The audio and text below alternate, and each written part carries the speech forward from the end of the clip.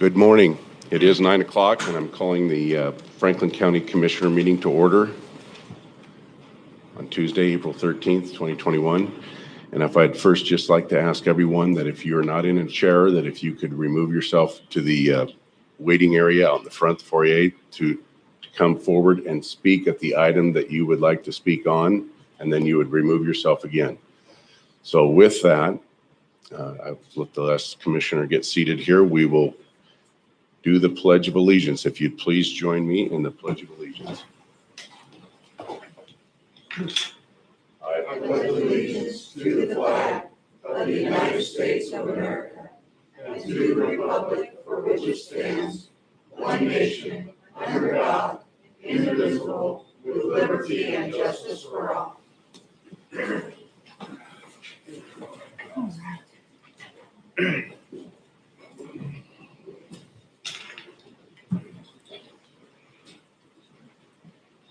Commissioner Mullen forgot his mask.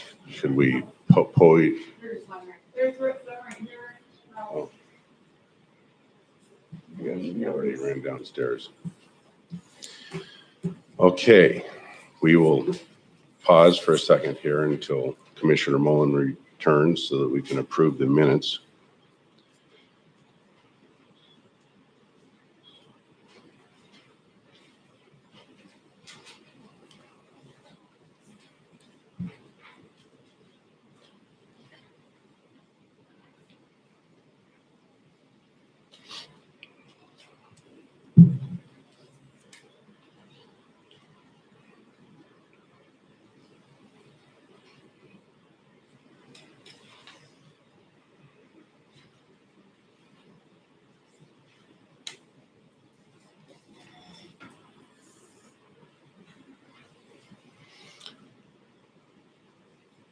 All right.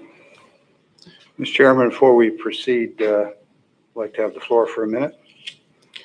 It's necessary before we start into this agenda to note that the agenda that's been placed before us is different than the one that was posted on the public website. Someone has added unfinished business reconsideration of a motion tabled at April 6, 2021.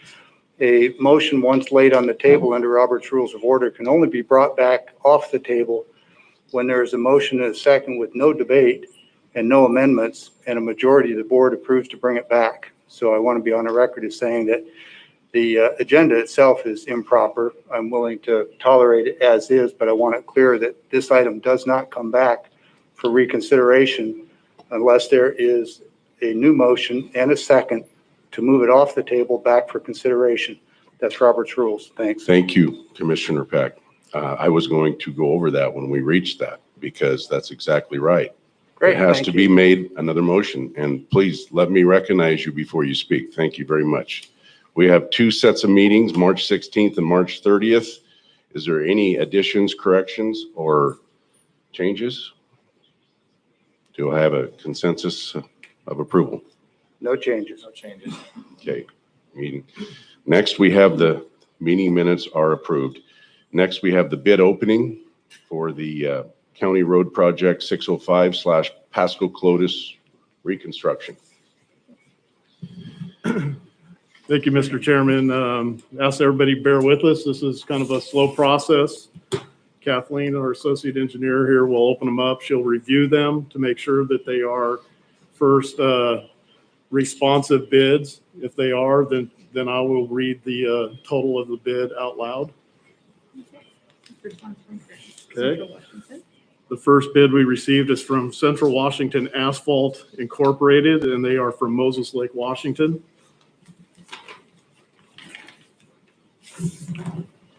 Mr. Mahoney, our tracking sheet says they're from Pasco. Is that just a typo? That might be. Their main office is from Moses Lake. Yeah, their main office is in Moses Lake. Could be both. Yeah. Yeah, It could be they both. bought A and B. Thank you.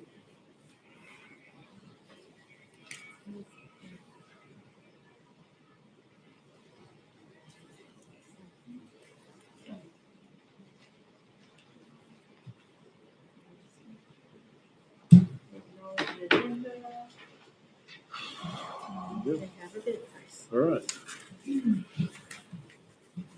All All right, and the bid from Central Washington Asphalt Incorporated is $3,122,122.00. That is 3,122,122.00.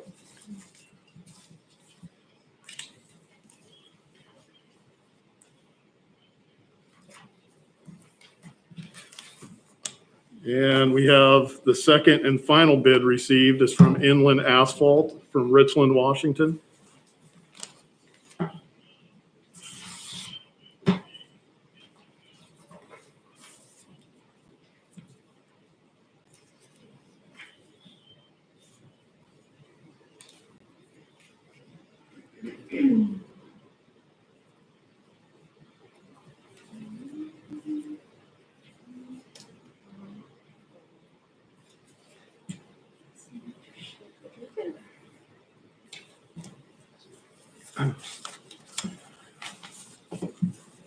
Okay.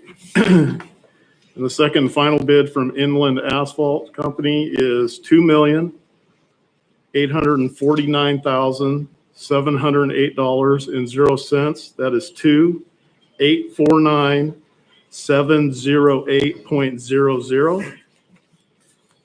The final thing I'd like to state is the engineer's estimate of probable cost for this project is $12,870.50. That's 3,012,870.50. We take responsibility for the number that's on your sheet. We apologize for providing a bad number to Karen to put on your sheet in advance. But what I have here is the actual engineer's estimate. Would you read it again, please? Yes. I had it written down. I assumed it wasn't changing, so I didn't listen. Thanks. Yes, it is 3,012,870.50. Okay. And Matt, do all these numbers presented today include the sales tax? Yes. Engineer's estimate and the bids Yes, sales tax as required, correct. in our estimate as well? That is correct. Okay, thank you. So Kathleen from our office will take these back, and the next thing she'll check, she'll go through all of the various processes to ensure a responsive bid, and at that point, we'll bring it back to the board. So I'm going to request from the chair the ability, if she can get through all this, to get this back on the agenda for next week for award for the board. And I Yes. assume that would be on the consent agenda, Karen? Okay, Great, thank you. we'll work on that. Thank you, Matt. Yeah, Kathleen just mentioned there is a DBE goal that does need to be cleared through WashDOT, so it could be a little bit longer process than normal, but we're hopeful that we can get this back in front of the board next week. Okay. Matt, just for people who may not be acquainted, the money to do this work is a combination of federal highways money, it's Washington State gas tax money from the County Road Administration Board, and a small amount of local match money, right? That is correct. Okay. From FHWA, just you would like, Commissioner Peck, the Sure. numbers are we received $1,552,340 from FHWA. And from RAP, which is the Rural Arterial Preservation State money that is distributed through the County Road Administration Board, we received $1,620,000 even.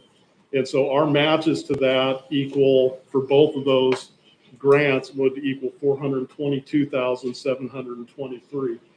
So you'll notice if you add those numbers up, they're going to be more than what the bid is, but it's important to understand that there's a lot of work that we're still doing throughout this. So the total estimate for this is a little bit higher than what I just stated here. And some of this money was spent on earlier phases. PE and right away. PE right-of-way acquisition, so. So Matt, could you give us that first number, that FHWA? Yeah, the FHWA award, the total, and this is actually four different cycles of grants that we received from this going back to 2013.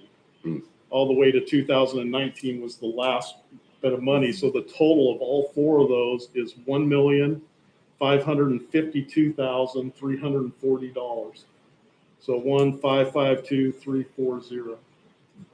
And then, yeah, Okay, and RAP was two cycles, as Kathleen has reminded me, which is bienniums. And that's the 1,620,000.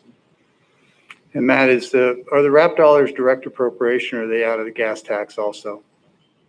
The RAP is part of the Okay. gas tax revenue. As you know, I'm the newest member Yeah. of the state's 9-member County Road Administration Board that distributes these gas tax dollars. And I think we've had a total of 1 meeting since I've been appointed, and that was to hire a new executive director. Yeah. So I'm Yeah. still on that learning curve, but it's important to note that all those gas taxes that we pay at the pump, a lot of them do come back to Franklin County. And it's also, I think, a good note is these are all competitive grants. So Right. this, takes a lot of time, effort, and amazing work by Kathleen and the rest of our staff to put together the grant applications and really fight for these monies, which is ours. That we all pay for these monies. So we always fight to bring as much back to Franklin County as we At can. any given time, there's 39 counties trying to get this money. Exactly.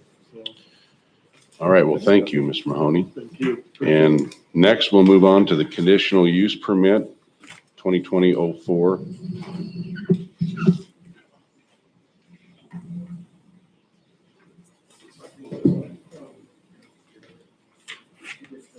That's fine. I'll move that over there for you. I'll take the copy.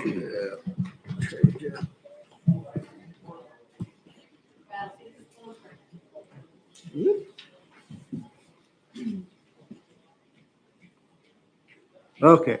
Thank you, Chair. Yes, this is a item that was remanded back to staff on March 16th regarding basically just to ensure proper process was followed, accuracy of the record, items like that.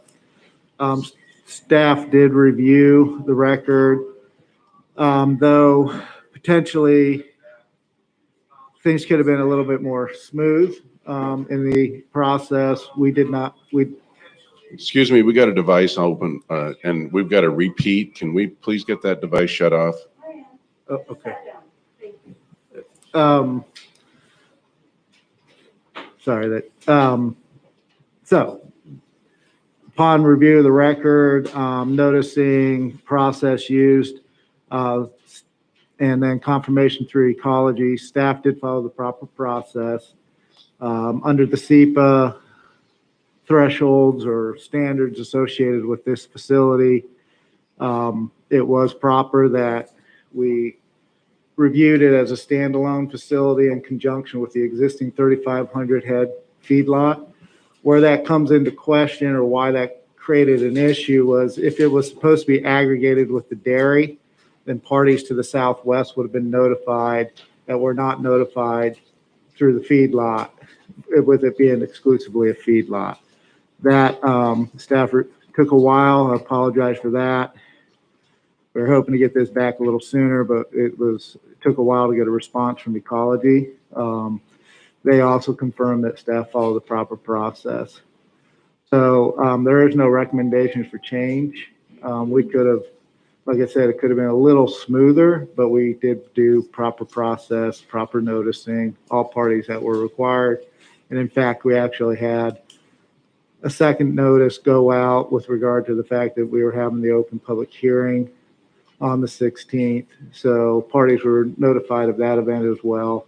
And staff is not really recommending any other changes based on this review, except for, as discussed in the March 16th meeting, we removed, I want to say it was condition number 7 regarding the health district and having bathrooms and things installed. The facility just doesn't require those types of amenities. And I'm happy to answer any questions. Questions, commissioners?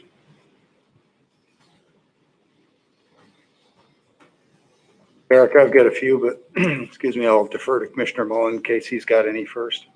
I guess my only question is just to make sure that we have all the public notices taken care of and that there's Yes. no further delay in in hearing it today. Not, I mean, obviously, there's always an opportunity for commenters and things to appeal determinations made by the board. I can't speak to whether that would happen. However, all of our legal requirements have been met with regard to noticing and those items. So, All right, thank you. Okay, Derek, I've got a few questions. I'll try not to make them too long. I want to make clear up front that my purpose in these questions really isn't to challenge the work that your staff has done. You are understaffed, and planners are hard to find, and good planners are even harder to find. And so some of this may sound a little bit critical, but understand my primary focus here is ensuring that if the board approves a CUP, that the applicant, Mr. Vandermeulen, has every reason to have trust and confidence in that action and not have to worry about it being challenged by anybody, because he's going to have to invest time and money and effort, resources into this expansion. The last thing I want is him having to have concerns about whether or not this thing will hold water. So let's make sure we get it right. First is there has been some new information, and I just want to confirm that there's no reason that you see for an additional public hearing of any kind. And- not that I'm aware of. Okay, all right, and I'm fine with short answers because we've got a long meeting today, so you don't see any need for it. You previously referred to this as a dairy replacement growing facility, quote unquote. Correct. You didn't call it a dairy, you didn't call it a feedlot. And we know now, with the benefit of time, that let's call it a rearing facility for now, was actually permitted as a feedlot. Right or wrong, I noted that the state said that perhaps this should have been an update or an amendment to that first CUP. I've gotten past that, and I'm okay with this being a second CUP. It just adds an additional number. As long as the conditions are relatively consistent between the two, there shouldn't be a problem. But you can see where if you've got two CUPs and they've got different standards, which animals are under this one and which animals are under this one, right? Correct. It could get pretty sticky. So They are technically two facilities that are separated by about 400 yards or Right. 400 feet. So the 3,500 are here, the 6,500 are here, and the two are not technically the mix. okay, good. That resolves that concern. Thank you for clarifying that.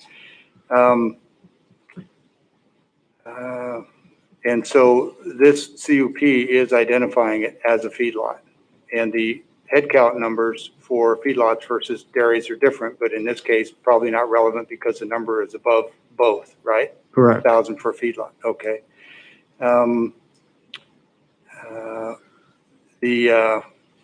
Some of these I can skip by. I found new information this morning. One of them was whether or not it matters what we call it. What matters is what's on the CUP. Let's see. Get through as many of these as I can. The findings of fact speak in general terms about agricultural areas, implying that the location is suitable for this activity, but it's without any reference to any animal numbers. I think you and I could agree that if the number was 50,000 animals, we'd have a different discussion, right? So what That I'd would like be to my get on the assumption. record is what criteria, generally, I don't need hard specific, what criteria did you use to determine that 10,000 animals is a reasonable, acceptable number? And again, I'm not questioning that it is. I'm getting on the record that when we issue, assuming we do a CUP to Mr. Vandermeulen, and somebody comes by and says, well, you know, it's suitable for ag, but it's not suitable for 10,000 animals, right? So what criteria did you use? We use a general, well, first of all, it goes out for comment to all the effective agencies, Department of Agriculture, the ones that are actually involved in the licensing or permitting of these types of facilities. And then we rely on their response. No response means there's no issue generally, as long as the people meet whatever requirements that agency has Okay, for that type of facility. So it comes between kind of them and that agency.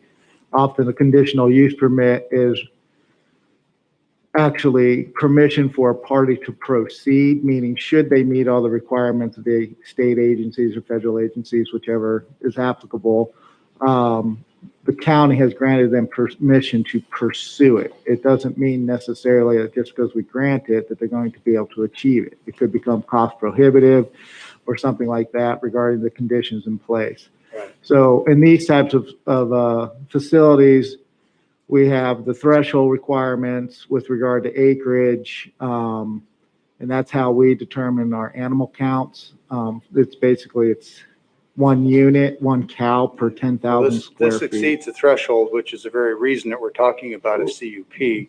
What I'm trying to get on the record here is, and correct me, I don't want to put words in your mouth, but correct me if I'm getting this wrong. Your planning staff has looked at the environment. They've looked at adjoining properties. I know in the record it talks about how far it is from the UGA, but part of this analysis is because all the other agencies, they do have to buy off, but so does the county. Correct. And so part of your due diligence was to do an evaluation of the environment in the area based on your experience. And it's your judgment collectively in the planning department that this number of animals in that particular area, given dominant wind directions and the things that you know, that this is a reasonable use. Is that a fair representation? Yes. Okay, good. And that's my impression as Yeah. well. But I know from experience that if you don't get these things into the record Mhm. and they're not in the written record, then it opens the door for future challenges. Okay. So I'm just cementing the record here so that we've got a good solid CUP. And then I noticed that there are 8,200 head at the dairy, and let's acknowledge right up front, the dairy is a separate operation. 4,300 are milking cows. This is from reading from the package. 900 are dry cows and up to 3,000 young under 2 years, young cows. The feedlot, which I personally view more as a rearing facility, but it's being permitted as a feedlot, has a capacity of 10,000 animals. And that is seems like a large number for a dairy that's got a total of 8,200 head, of which 4,300 are milking cows. So just educate me just a little bit. Is this CUP in anticipation of growth at the dairy, which of course would be a separate action and a separate permitting process? But is that why we're looking at a feedlot of this size? And to be clear, what I'm driving to is creating a record that says that we didn't artificially or unnecessarily approve a bigger feedlot because somehow we knew in the background that the dairy was going to expand. Yeah. We don't have any such knowledge, and it's just a large feedlot because that's what the applicant requested and the environment works for it. Is that all true? It's more the second there, that what you just said there. It's a Okay. feedlot. Neither facility is contingent on the other. There's no guarantee or requirement that the animals at the feedlot are utilized at the dairy. He could sell those. He could do whatever he wants to with those animals. Perfect. You anticipated my last question, which is, and is it reasonable to say that these animals aren't necessarily just intended for replacement at that dairy? They could serve other dairies as well. Or any other type of cattle feeding. Perfect. You've answered all my questions. Thank you. Okay, I have no questions, and with that, is there a motion?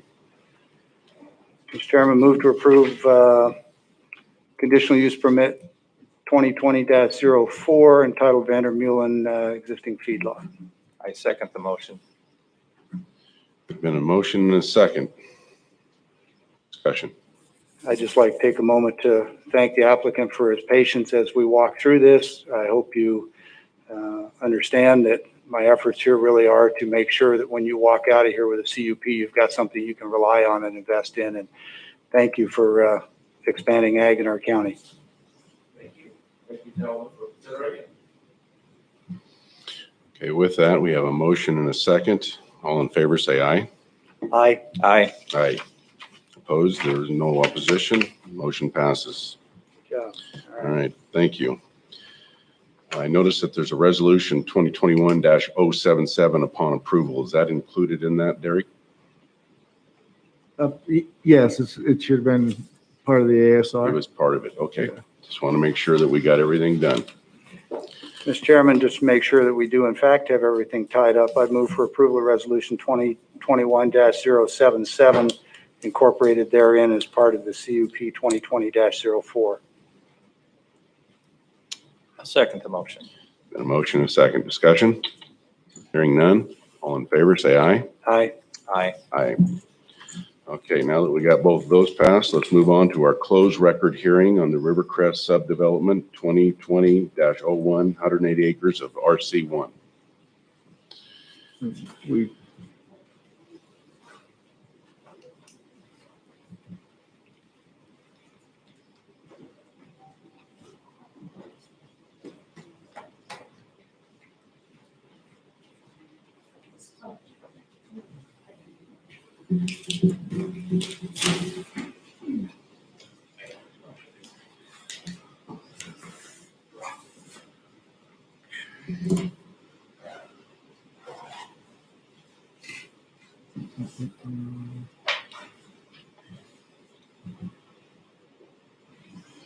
Mr. Stromstad, would you do us the courtesy of joining us in complying with the law? Thank you. I don't have to like the law, but I took an oath to follow it.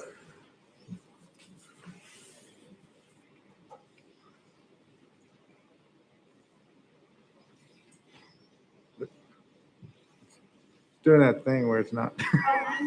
Oh, okay. I don't know if it's me or if I'm supposed to do something on that. Okay.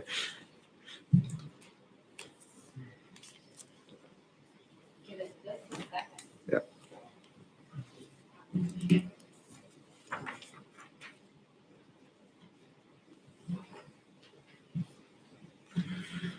Thank you. This is a request to approve for the approval of a preliminary long plat application to subdivide approximately 108 acres into 74 single-family residential lots. Average lot size is 1.13 acres in the RC1 zoning district. Hold on one second, Derek. Okay. It's not showing up on my screen. It's not showing.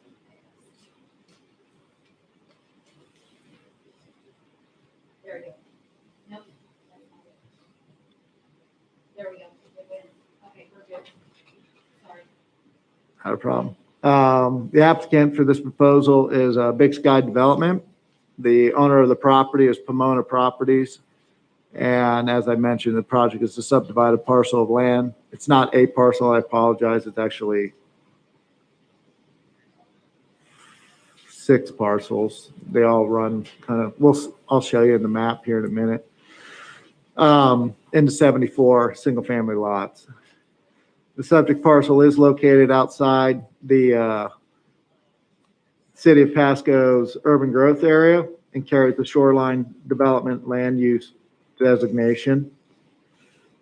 Subject parcels are located east of Columbia River Road, south of Sagemore Road, north of the Esquatzel Canal spillway, where it literally enters into the Columbia River, and west of active farmland. Yeah, that's right. Parcel numbers are 126-200-011, 126-190-345,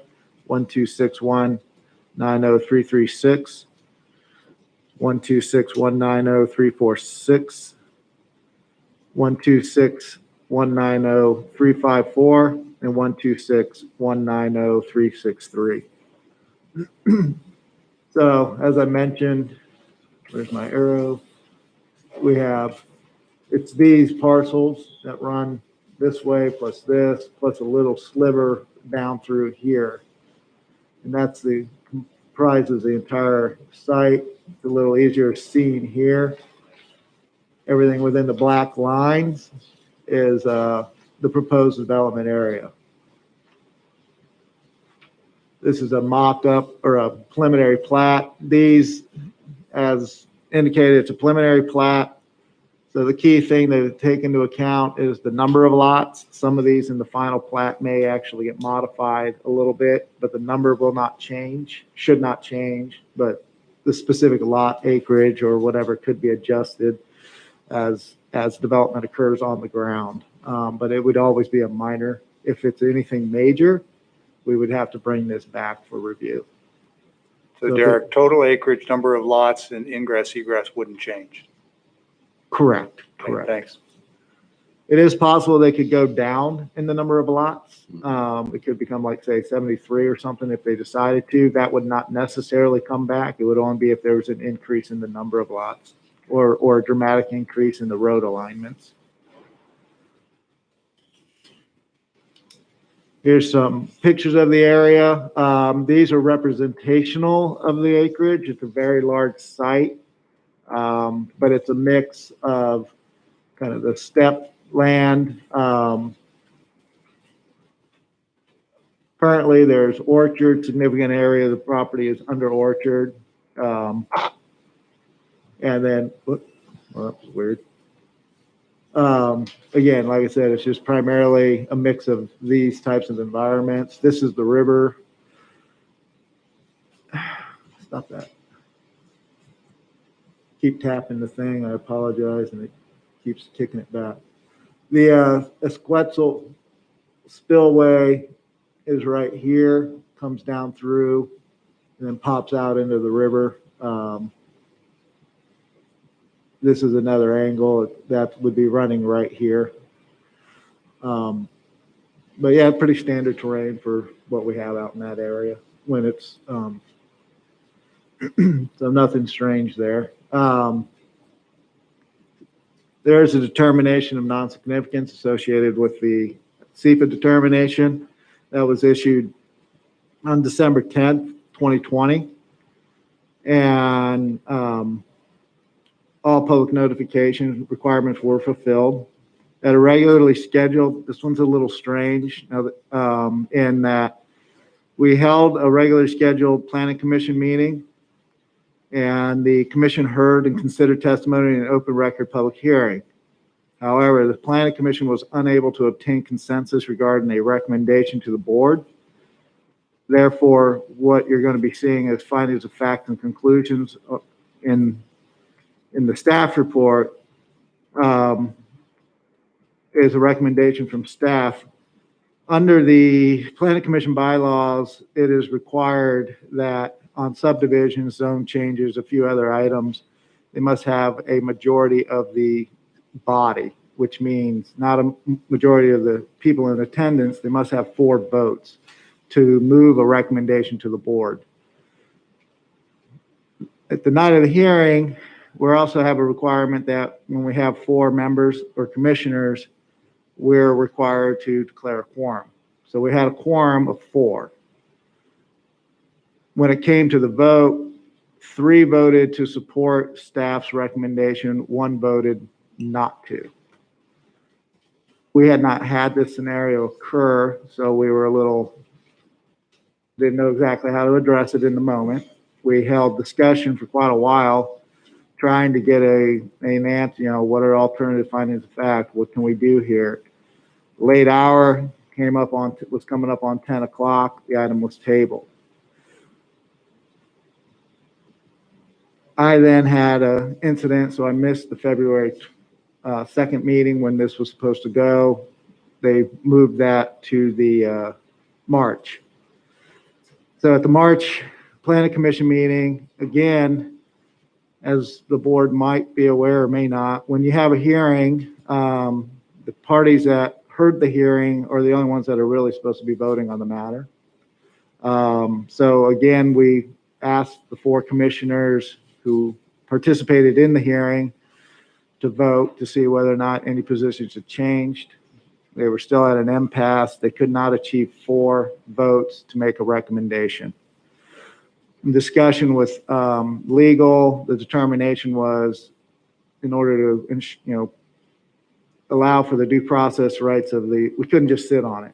The planning commission is not a controlling body. It does not have the ability to stop applications. It can only provide a recommendation. Therefore, we needed to move it to the board. However, in the packet, staff has provided a copy of the dissenting votes, opinion of the matter, basically why they did not want to approve this matter. For staff, again, it meets the requirements of Franklin County Code and everything like that, hence our recommendation to approve.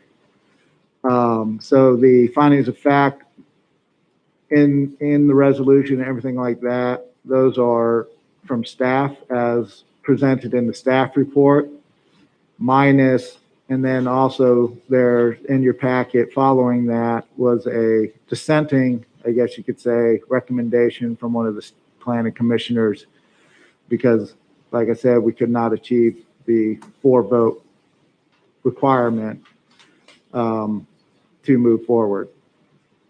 A recommendation from the planning commission. So that's where we are today. I just wanted to make clear in the record that the recommendations being put forward are not necessarily from the planning commission. They are from staff due to the inability of the commission to reach consensus on either a recommendation to approve or a recommendation not to approve. Anywho, so the SEPA 2020-13. Excuse me, Derek. I just want to make sure I understood what you just said, which is that the process, irregular as it was, atypical. You did run it through our civil legal department. They did affirm that moving it to your department to make the call on the recommendation was the lawful and appropriate course. Effectively, what we did was we had the discussion, we had the hearing, yes, they told us to move it forward. So what's been moved forward is 3 votes in support of planning staff's recommendation, but we also included the dissenting for the board to review that interpretation.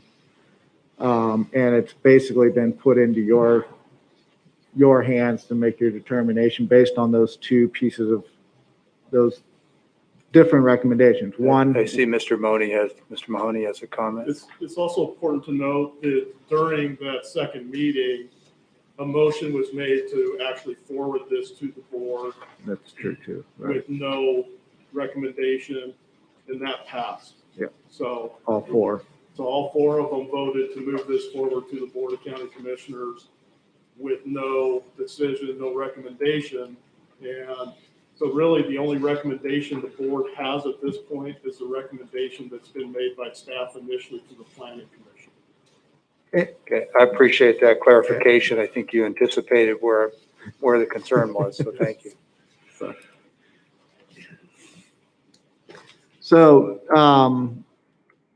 we've got no voluntary mitigation measures for the school facilities, and Pasco School District did not request anything regarding impacts of schools. It's a little unusual, but it is what it is. So the approximately 108 acres is frontage along Columbia River Road. It's located within the Big Bend Electrical Cooperative Service Area. Again, it is in the Pasco School District service area, and it is proposed to utilize a Class A public water system, on-site sewage systems, basically septic systems, and then the developer will develop a private irrigation system in coordination with that system. The public water system is still pending. However, it is moving through the process. But this is a condition. If it turns out that that is denied for some reason, then we'll have to come back and discuss whether or not, individual wells or whatever would be appropriate. But at this time, the recommendation is that it's the Class A public system as proposed by the applicant. These things can take a while to get approved. So staff's recommendation is that the Board of County Commissioners approve application sub 2020-01 with 6 suggested findings of fact and 6 suggested conditions of approval. And then a recommended motion is as provided above. And I'm happy to answer any questions. Questions, commissioners?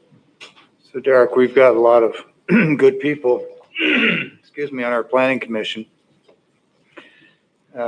Recognizing that this is a closed record hearing, I'm going to ask you not to answer with any information that is outside the record. I think that, and correct me if I have the wrong impression here, the record also includes the activities of the Planning Commission. That's part of this broader package. Okay. So with respect to the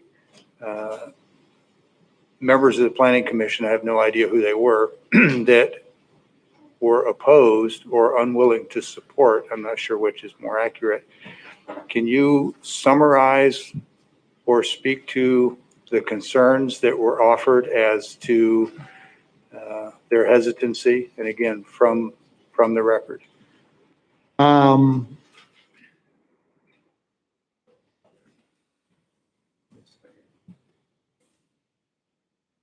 The one issue was the proximity of the Squatzel Canal spillway. That seemed to be a safety concern.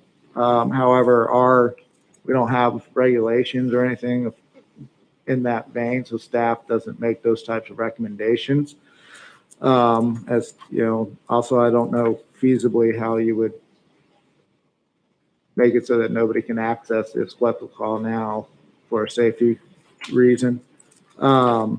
Refresh my memory, Derek, does that south side of the proposed development have a requirement for an estate wall?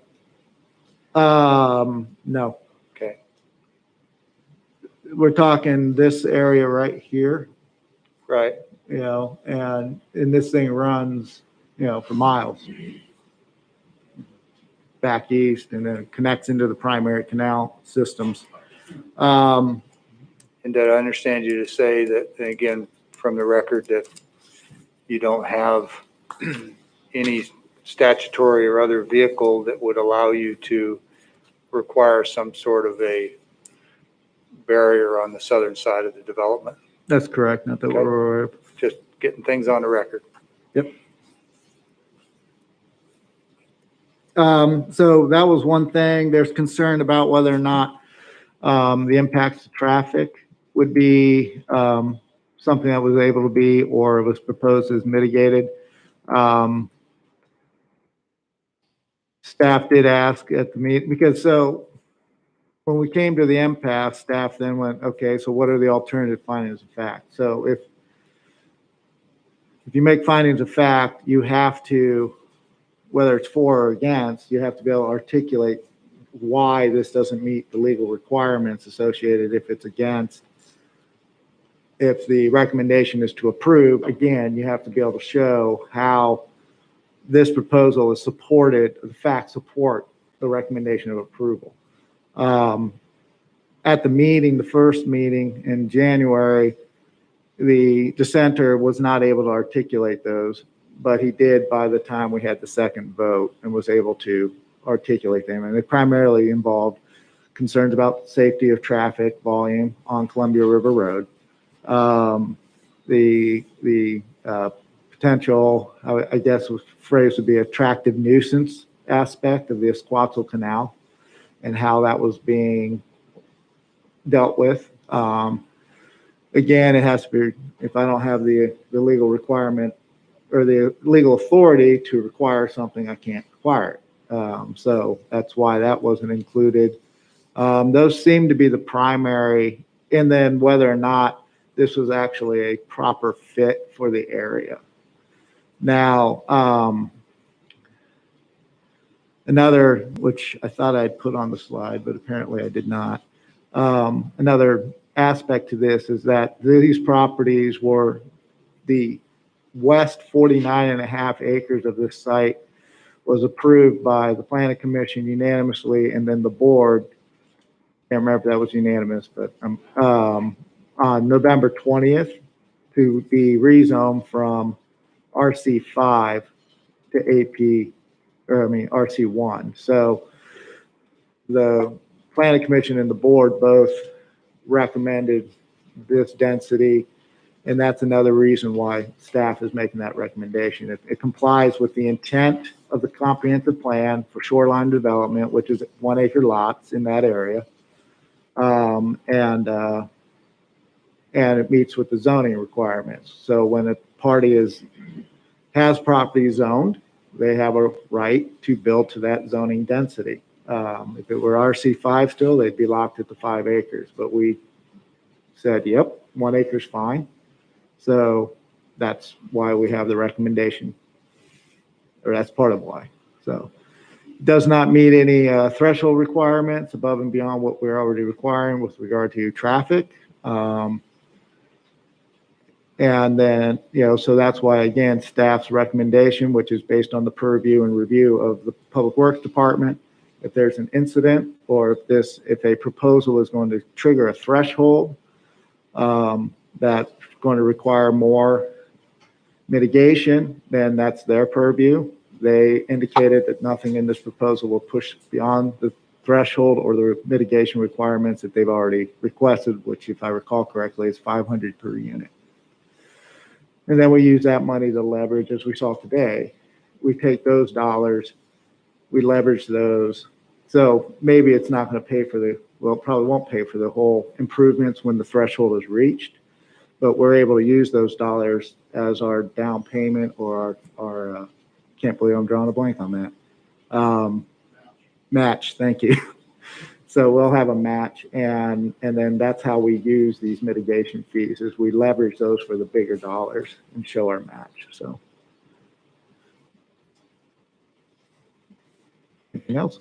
Page 60 of the package is a letter from Mr. Edward Hoyle. I don't know Mr. Hoyle. I haven't spoken to him. I think he did send some emails to the county. But in his letter, which is part of the record, he cites 11 suggested conditions. Some of these you've already spoken to.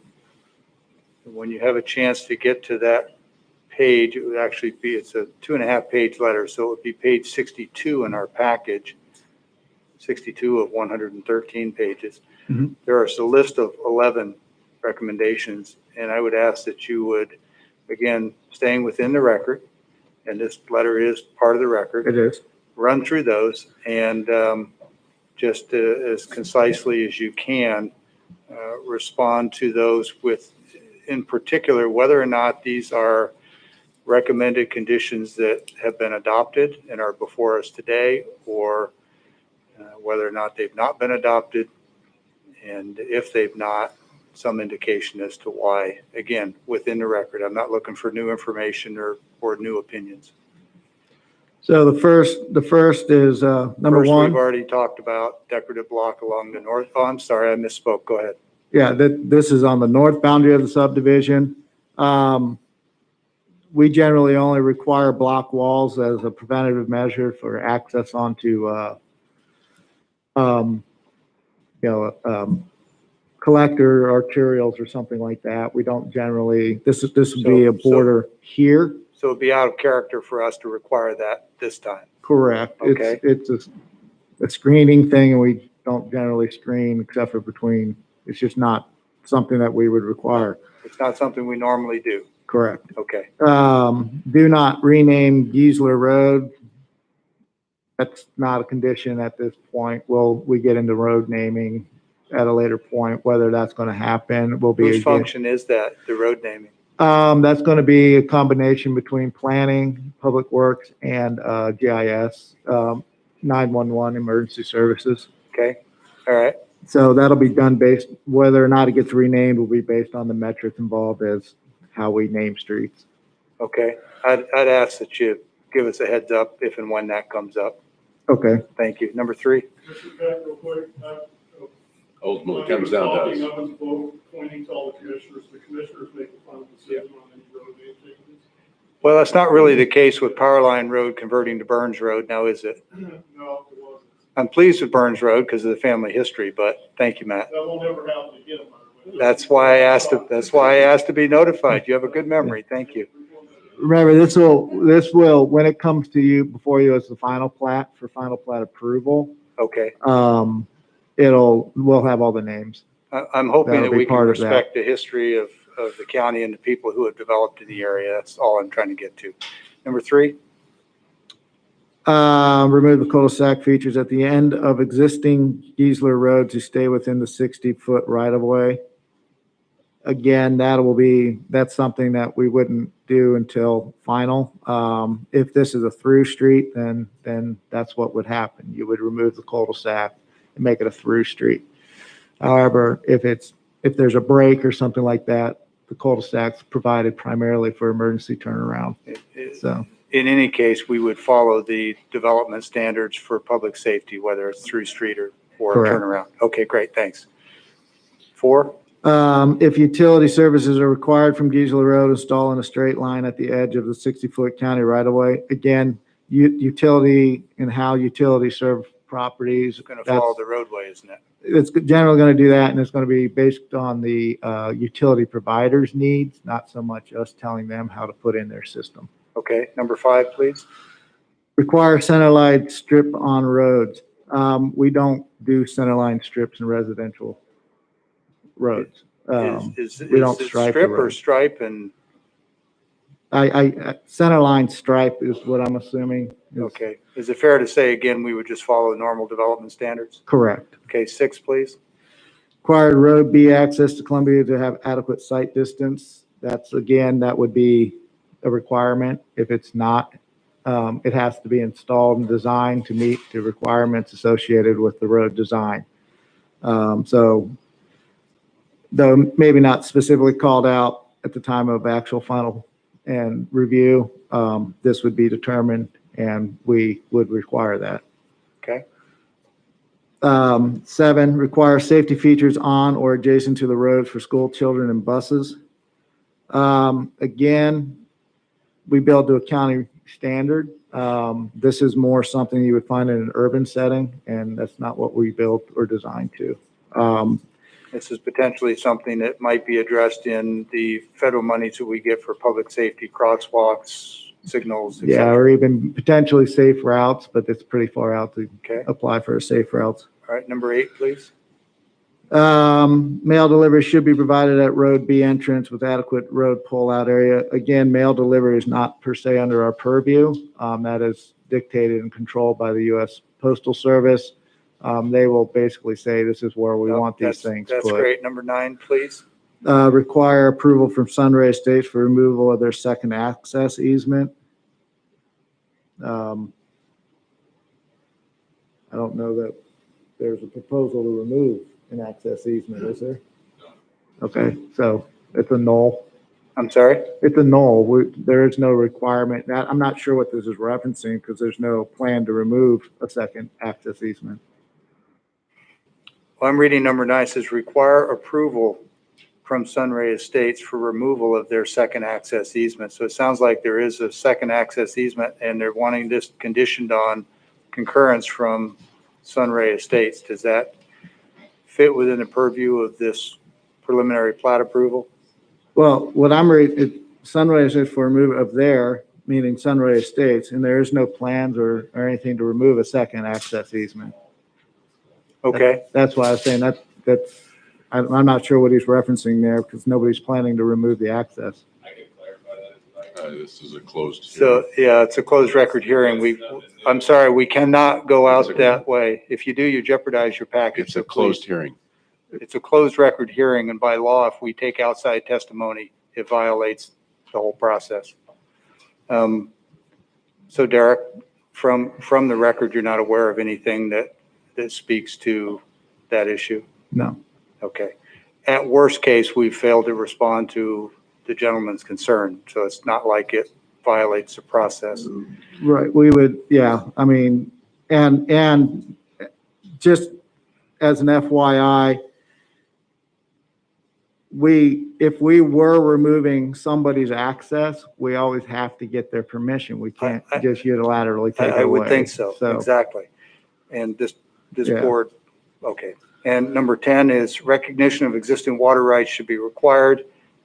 That's not an issue for us. That's State Department of Ecology and. Correct. And okay, and the last one we've already talked about is the Esquatzel Canal. Correct. So thanks for going through those. I had two purposes very quickly. One was to make sure that where we could lawfully consider these things, we were being responsive to citizens. And two, this gentleman, I'm told, has a deep history in planning issues. And he took the trouble to send us a 2.5-page letter. And I wanted to make sure that the process was respecting these concerns. So now I think he can feel comfortable that we've not only considered them at the planning commission level, we've also addressed them, each and every one, in this closed hearing. So I don't know that there's much more we can do to speak to his concerns. Thank you for the time to go through that. Not So a Derek, problem. could you re-emphasize what is going to be done or can be done about the Esquatzel? Because as a farmer, and waterways are very dangerous to children. It's one of these are one of those things that there's limited that we can do. First of all, there's right-of-way issues and such, and there's, so the canal is potentially an attractive nuisance, but it's also been there for decades.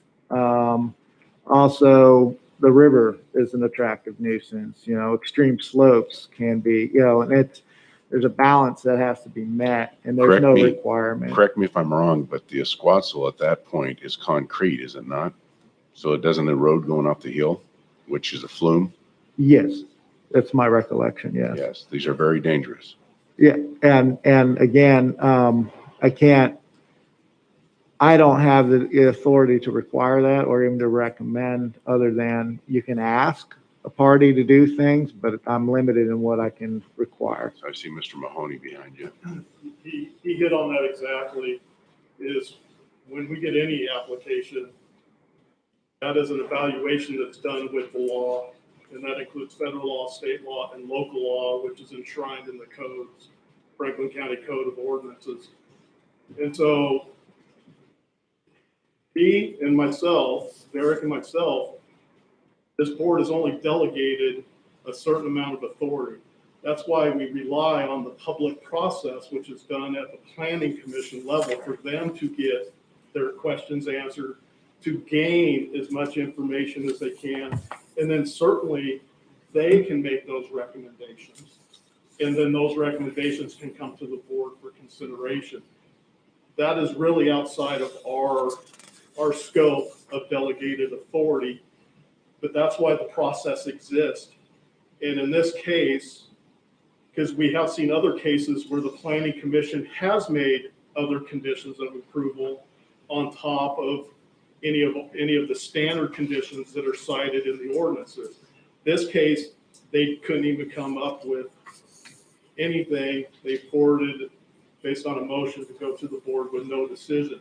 So, Well, Matt, normally, you said this is normally entirely outside of your purview, but Yep. that all changed when they didn't make a decision and it got essentially remanded to your office that made the recommendation. So like it or not, you're right in the middle of it. I understand you don't have any legal authority. yeah, And then second point, with respect to adding conditions, this board has the authority to do that. correct.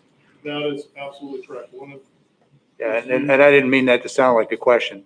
We can and we have in the past. Yes, That's part of why I wanted to go through Mr. Doyle's list and see if there's anything in there that we wanted as a board to consider. And unless one of my fellow commissioners raises something, I don't see that happening. We received comment from the Department of Interior, Bureau of Reclamation, who controls those facilities. And Derek, that- isn't it South Columbia Basin Irrigation District's plume? It's kind of a joint thing. They both comment on these facilities. But they did comment. Correct. And they made no mention of concern or risk or fear of, Or liability for them. or us. Okay. So. And that, again, that's what I base my, they're the experts in the field. If they make a recommendation or a requirement, then I implement those. If they don't, then it's kind of who am I to question them? It's their facility. They know more about it than I ever will. So with respect to that last comment, we have a collective responsibility for public safety in the county. And even if they didn't object, if there was something that we thought presented a clear and present danger to our citizens, we would, I think, have some basis by which to add a condition or a concern. So when you said, who am I? Well, you're the director of planning, and part of your process is to evaluate this from a public safety standpoint as well. Okay. Yeah. Not meaning to correct you, but not letting you get off the hook Yeah. entirely either. Yeah, this is true.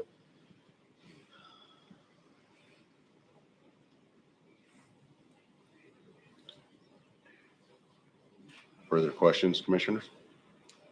I have no further questions. It does concern me a little bit, the Esquassels, because I know how dangerous it is when people fall in there. And honestly, I don't know when or the last time anything's happened with regard to that. But, Growing up, there's been deaths. so, but it's a facility that runs throughout the county. And it It's- would be awfully hard to mitigate the entire thing unless I we think went the completely dangerous part under. is when they slide off into the river. And so I guess if there was anything that needed to be addressed, would be, if there was a fence or something that would, not being out there in years, I don't know what the conditions look like as far as the access to the Esquatzel, but that has always been a very dangerous area. Like I said, I think that's the case. I mean, I just have limited in Sure, my no. ability to do things beyond, and then how far do you run that and exactly how that's done, is somewhat outside of my purview. So Derek, I've got one other question, and once again, I'll remind us all, we have to stay within the record. We can't take outside information, but have we ensured that the county's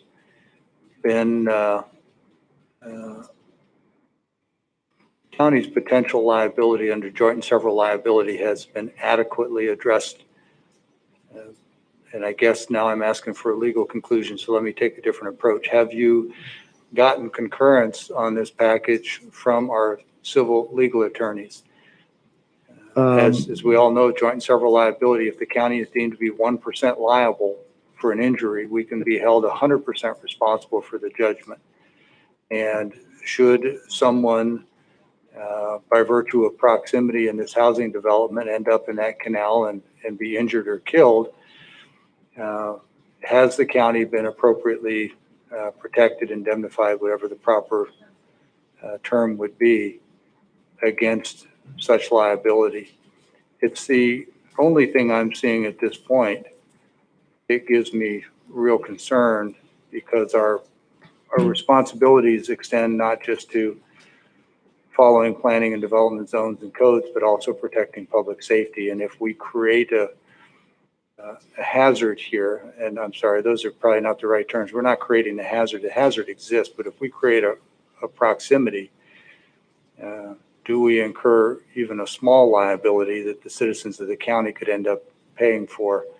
So the question in short is, are you comfortable that we've had adequate interface with our civil legal folks to make sure that liabilities have been addressed here? I did read some indemnification language in the package, but honestly, it's 113 pages. I don't remember where it is. If I remember correctly, it's condition number 20. But the staff, again, coordinated with legal regarding this. They were there for the hearings and things like that. They never mentioned anything, but I also don't want to speak for them.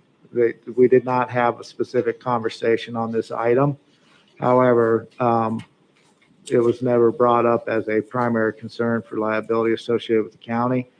That is private property. It's, any bodies on there is trespassing. They're not, so how all that legally works out, I honestly can't speak to. I'm not a lawyer, but legal did not raise concerns associated with that. Do you know if the north side of the canal or flume in that area proposed for development, whether or not that side is fenced, any kind of fence? So this is what we're talking about, and not that I'm aware of. It's just open land. That's the north side of the property. So Obviously we can't seek a legal opinion in the middle of a meeting, but if our legal counsel are on the phone, I believe they are, I'd like to at least know that they've had opportunity to review this package and see if they have any comments within the record.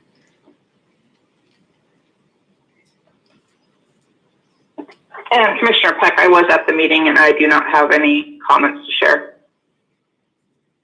Okay, is there any desire from your office to have another look at this? Or do you feel that the process has been adequate?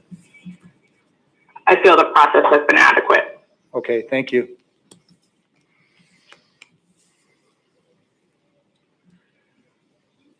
And just for the record, that was Jennifer Johnson, our civil attorney in the prosecuting attorney's office. Okay, Mr. Chairman, I have no other questions. No other question. Okay, with this, I will close the closed record hearing and ask the commissioners if there's a motion.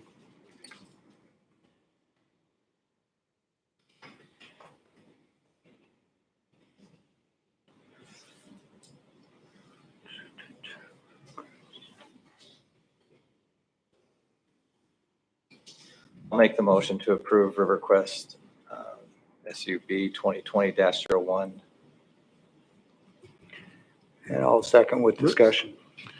We have a- The resolution that I think you're wanting to approve is 2021-078. And I've got to All right, recommend. make motion for resolution 2021-078. I make the motion to approve. And I'll second with discussion. We have a motion to approve resolution 2021-078, and there has been a second. Discussion. So I'm not aware of any conflicts of interest at any level among this board. But before we vote, I just want to make sure that everybody has an opportunity, if they've got any conflicts, to speak now before they vote. And again, I'm not aware of any. I just want to protect the integrity of the process and all the board members. I don't have any. I'll assume if I don't hear from anybody else, that no one else does either. I don't believe I have anything that would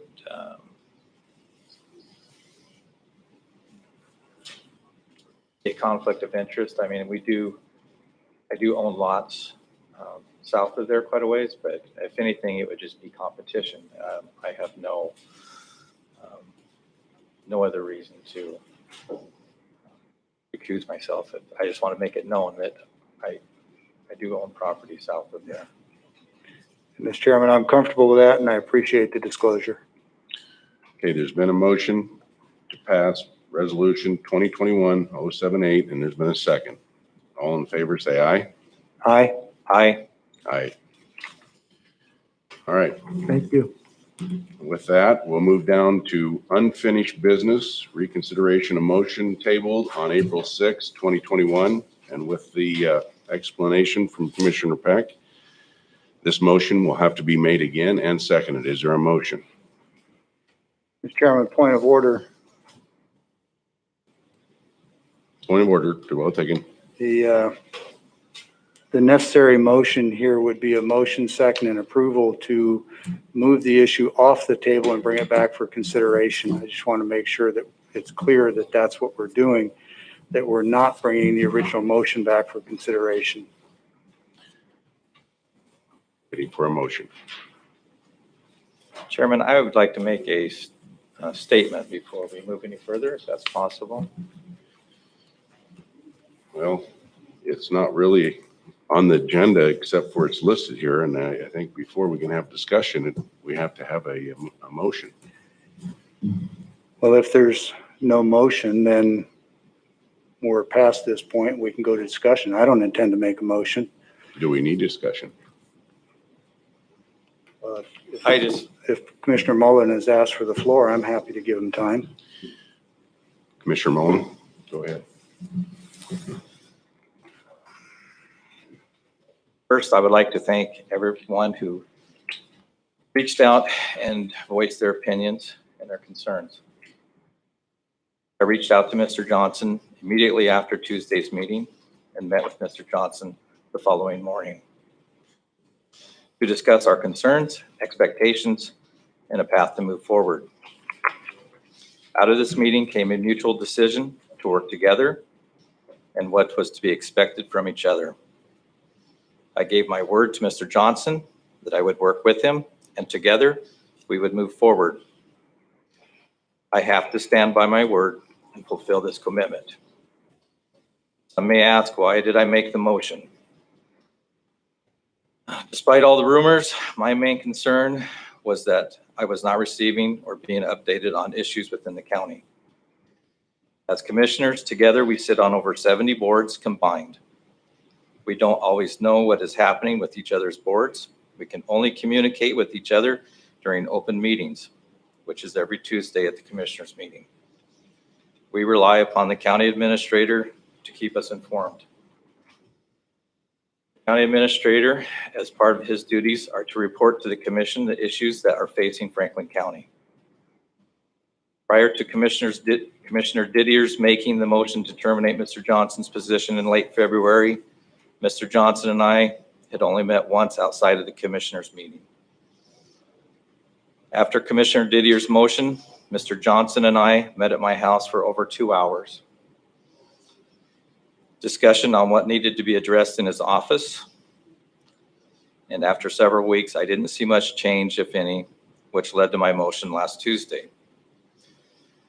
With our latest meeting, I believe we are perfectly clear on what is expected from each other, and that Mr. Johnson has assured me that moving forward, all county-related business will be given equally to all 3 commissioners so that we can make the most informed decisions on issues that are facing Franklin County. It is my desire that all of us work together in unity.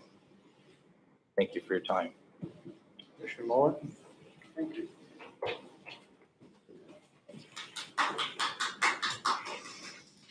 Okay, with no motion, we will move on the schedule. There is public comment, but since we don't have any action here, we're moving down to the public comment after the next presentation of Washington Long Care Term Trust Act, presented by Carleen A. She's not in here. She's in the office, she's on her way up.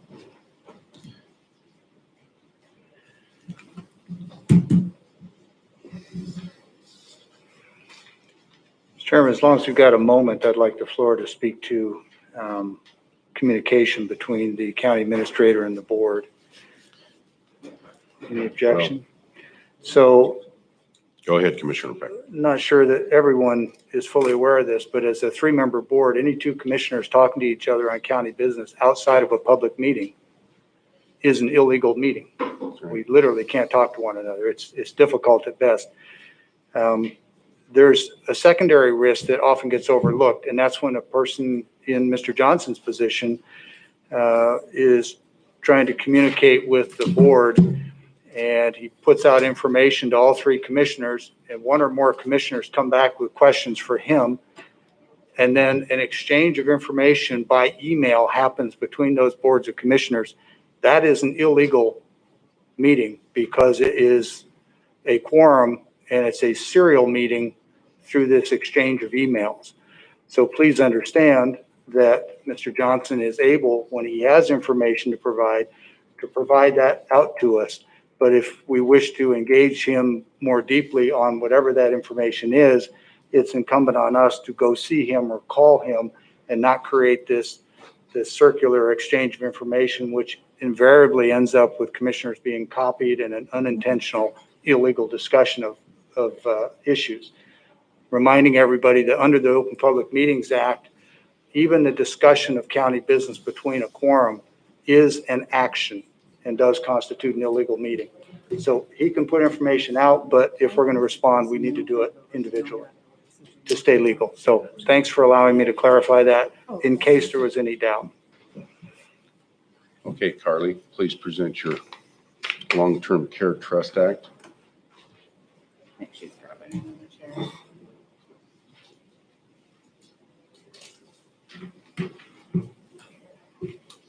Thank you, Mr. Chairman. I'm actually going to turn it over to Dave with Conover Insurance.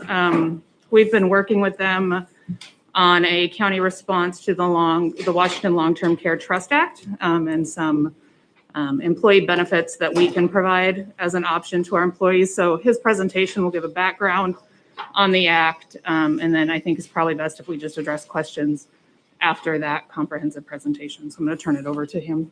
Great. Thank you. Morning, Commissioner Mullen. I've not had the pleasure of meeting you yet, but I think you sat in on a benefit committee presentation 2 weeks ago or so. Yes, I did. Okay, well, I'm going to do a couple introductions myself. This is Brandon Cleary. He is one of my colleagues, and then Jamie Carlock. Where'd you go? Okay. Looks a little different in here. So the reason I have them is they've been working on this for some time. And if I get stumped by one of your questions, they're here to bail me out. So, okay, so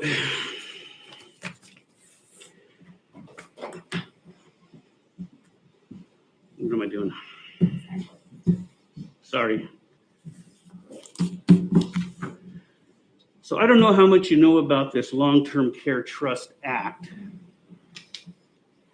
but here's this presentation in a nutshell. I'm going to give you the key points. The Washington State Long-Term Care Trust Act, which was signed into law by Governor Inslee, says that it's going to require all W-2 employees in the state of Washington to pay for a state-run long-term care plan on a payroll deduction basis, okay? Employees will not have a choice unless they have other qualified long-term care insurance. They'll be able to opt out of the state-run tax, okay? We have a solution for Franklin County employees who want to opt out of the state tax.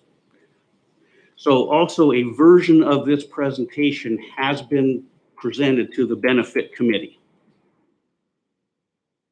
So first, what I want to talk about is what is long-term care, because during the committee meeting presentations, there was confusion about long-term disability, long-term care. So we just want to start at the beginning as to what we're talking about here, okay?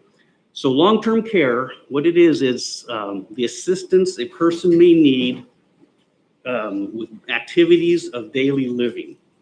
These are things like if they need help eating, bathing, dressing, getting up out of a chair or out of bed, toileting, or if they have continence issues. The need for long-term care also may be developed from accidents, illnesses, strokes, advanced age, or chronic conditions such as Alzheimer's, etc. Okay? So we're talking about the personal care people need. Where is it that long-term care can be provided? Okay, it can be done in your home by a home health care agency, at an adult daycare center. It can be done in an assisted living facility.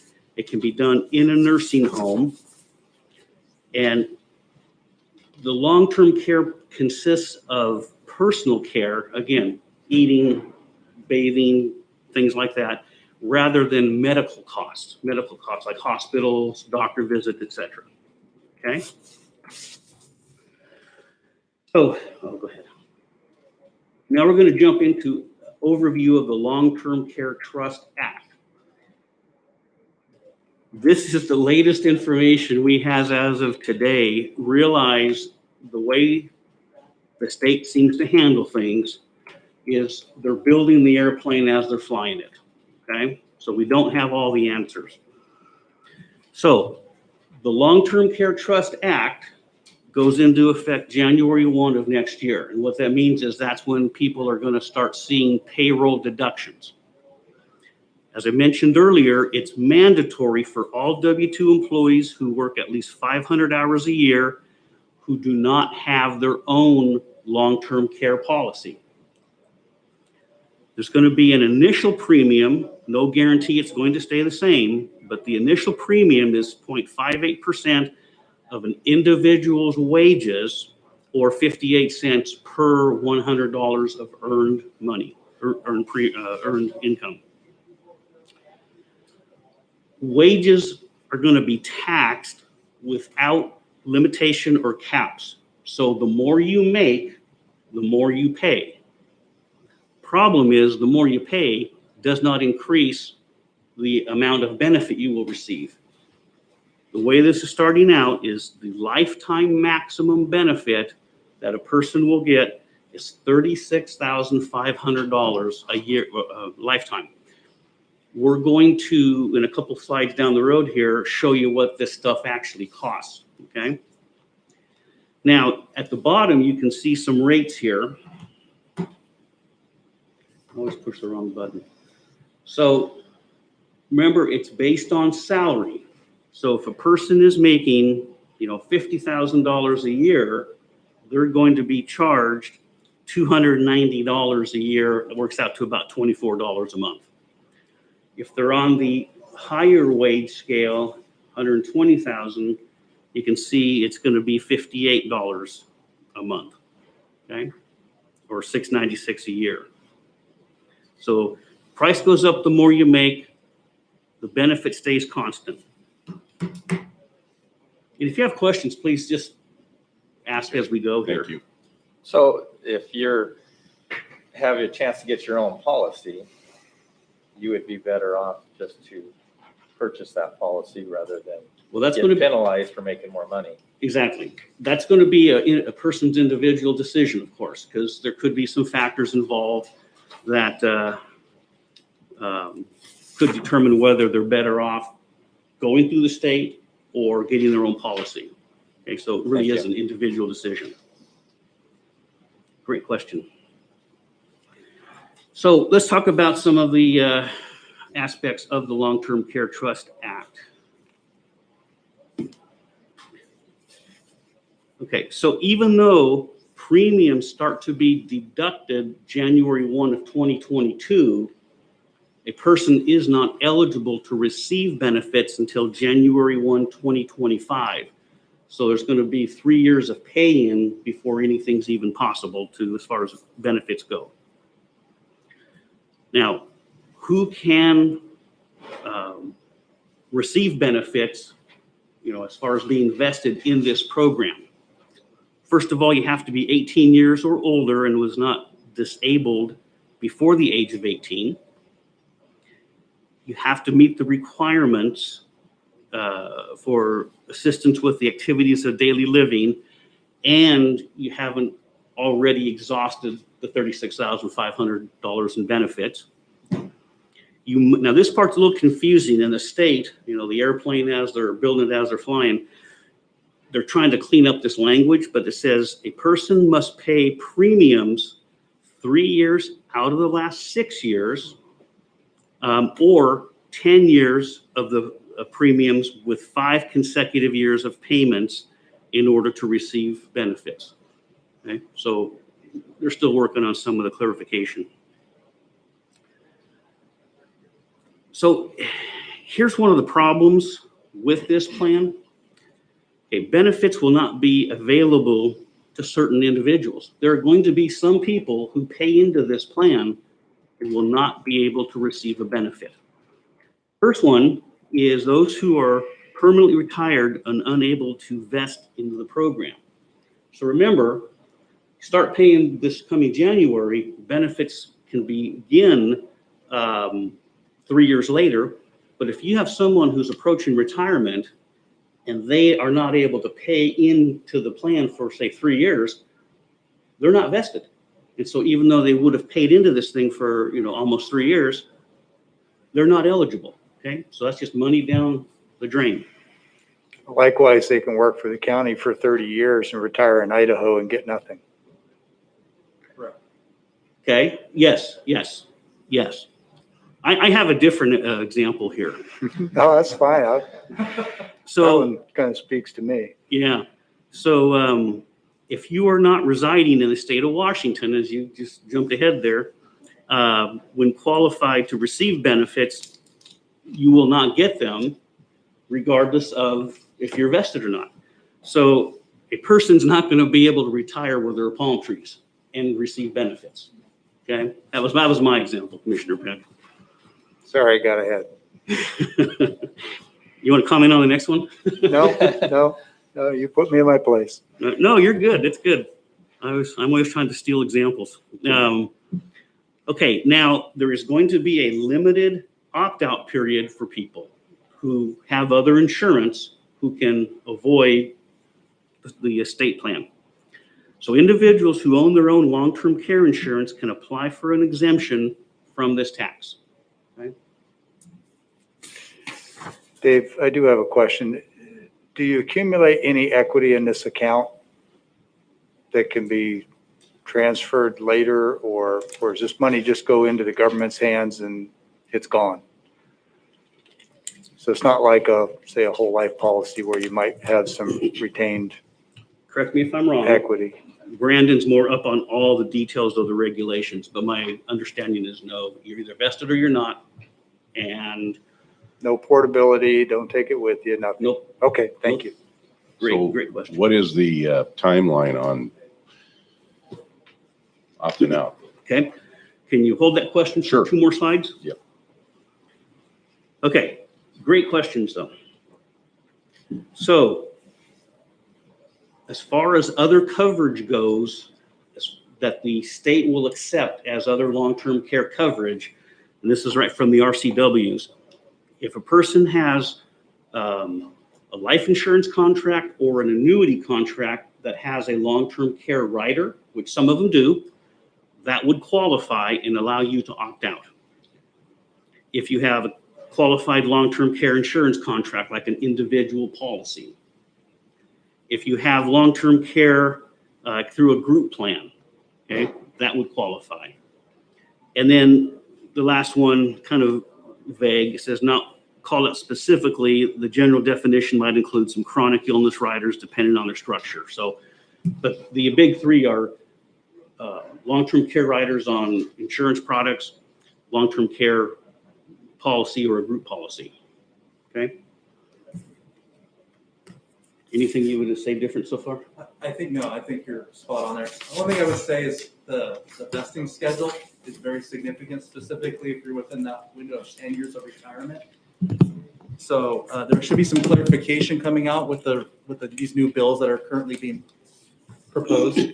But yeah, if you're within 10 years, most industry experts say, hey, you want to look at a private option if you don't want to go with both. You can't go with both. So we'll get into that a little bit later here. Great questions. Okay, so this gets to your question, Commissioner Didier. Got it.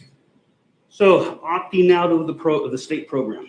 So an employee who attests that they have, in essence, qualified long-term care insurance has the option to apply for an exemption from the tax. Once a person does that, they are permanently ineligible for coverage under the state program. Okay?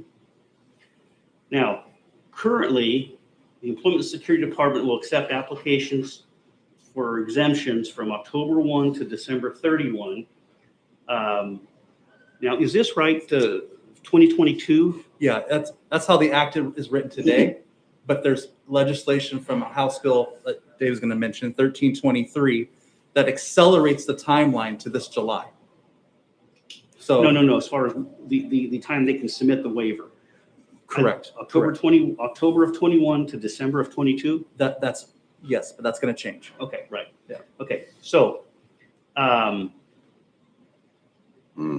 so as the tax is assessed through the payroll deductions, it's the responsibility of the exempt employee to provide information when notifications of written notifications to all current or future employers. And then to get to your question, the time frame is still unsettled due to this House Bill 1323. When I did this presentation 2 weeks ago, the drop dead date to have a policy in place to be able to opt out was July 25 of 2021. That's just like right on us. There's current legislation, we got news yesterday, current legislation being considered that would move that date to November 1 of 2021. So it gives us a little more breathing room. It passed the House, The Senate. Senate, passed the Senate by an overwhelming margin, so it's very likely it's gonna fly through the Senate, or sorry, the House. But as of today, officially it's July 25, but I think it's pretty safe to bet it's gonna be November 1. Still not a long period of time. Did I answer your question? Yep. We don't know. Okay. I should know in 2 weeks. Okay, so that's all I'm going to say on the Long-Term Care Trust Act. Now we're going to venture into long-term care insurance, okay, and why it's important. So long-term care insurance is the best way to protect retirement assets from unexpected costs. Long-term care costs can be the biggest threat to a person's retirement that they face. I mean, you're going to see the cost of this stuff here on the next slide. And then more importantly, though, having long-term care insurance gives a person the ability to choose where you want to receive that coverage or the care, whether in your home or a facility, regardless of the state you live in. So if you want pine trees or palm trees, a long-term care policy will be more flexible. Check this out. How much does long-term care cost? And this is based on 2020 data in Central Washington. If you're in a if you receive home care, you're talking $5,520 a month. If you got it every day, 8 hours a day, you're looking at $66,000. That's probably not realistic. Think of it this way, though. It's $32 an hour. Okay? If you go into assisted living, a lot of people are doing that as a lower alternative to nursing homes. It's $5,000 a month or $60,000 a year. And for reference, $165 a day. If you go into a full-fledged nursing home, you're talking $118,000 a year or $325 a day. So a couple things to think about. One, the lifetime maximum of this Washington State Long-Term Care Trust Act is $36,500. It's not going to go very far. Okay? It's not long-term care. Basically, if you go to assisted living, it's what, just a little over half a year. And obviously, if you're in a nursing home, maybe 25%. And then the Long-Term Care Trust Act allows a person to get up to $100 a day. Okay? So my concern with the Long-Term Care Trust Act is that it's going to give a lot of people a false sense of security. Okay? So we have put together a program. We've actually been working on this for over a year, and it's now up and running. So we have partnered with a company called LifeSecure, and we'll go into who they are. Question from the benefit committee was, what other options are there beside LifeSecure? Great question. Now, LifeSecure, there's a term called worksite marketing, which means buying, in essence, individual products through an employer on a voluntary basis. Okay? The only other company in the state doing something similar is Mutual of Omaha. And the way their program works is their criteria is not favorable to government entities like counties or school districts. So LifeSecure is the best option. So some things to know about LifeSecure. They are a subsidiary of Blue Cross Blue Shield of Michigan, founded in 1954, and their AM Best rating is A-. Okay, so that's good financial strength. They're a leading carrier nationwide of this worksite long-term care. The plans, if people were to buy them, are 100% voluntary, which means the employee pays the entire cost, no cost to the county, unless you count, administrative time and whatnot. And there's some administrative simplicity built into this. So the only things I'll touch on are they have what's called simplified underwriting. People who purchase a private long-term care policy have to go through rigorous underwriting, okay? Very rigorous. The acceptance rate is not as high as what's called a simplified, where there's a lot fewer questions, okay? And then also, there is a claims support team. So realize it's likely people aren't going to access this benefit for several years when they need that kind of care, unless they get in an accident or something. So The way this is structured is the support team is going to be Life Secure itself, the general agency that has licensed agents, and then the Conover employees who oversee this thing. Right now, there's like 9 people that are able to service this thing. Okay, so there's not just sign up and if you have a claim, you got to call 1-800 Life Secure. There's a local presence. Okay. Some of the features specifically about the long-term care insurance from Life Secure is it is approved in the state of Washington. That's important. The issue ages, meaning a person can be anywhere from 18 to 69 to purchase the plan. Doesn't mean that's when coverage ends. That's the maximum age that you have to purchase it. I mentioned this simplified underwriting. That's for initial enrollment. If somebody says, no, I don't want the coverage, and then 6 months later says, yeah, maybe I should have got it, they're going to have to go through the full-blown underwriting. Unisex rating, which is less complicated. If people want to put their spouse on, it's a 10% discount. Policies are portable, which means if a person leaves the county, they take this with them at the rates they're being charged. There's plans available with or without inflation protection. Now, if you have inflation protection, it costs more, and I'll show you some rates here. Benefits would start after 90 days of disability or once you're benefit eligible. And then if you are in an accident or have a stroke, you can get benefits day one. And then once a person is on claim, they no longer have to pay premiums. Now, getting specifically into Life Secure's plans, there's 3 terms that we need to discuss.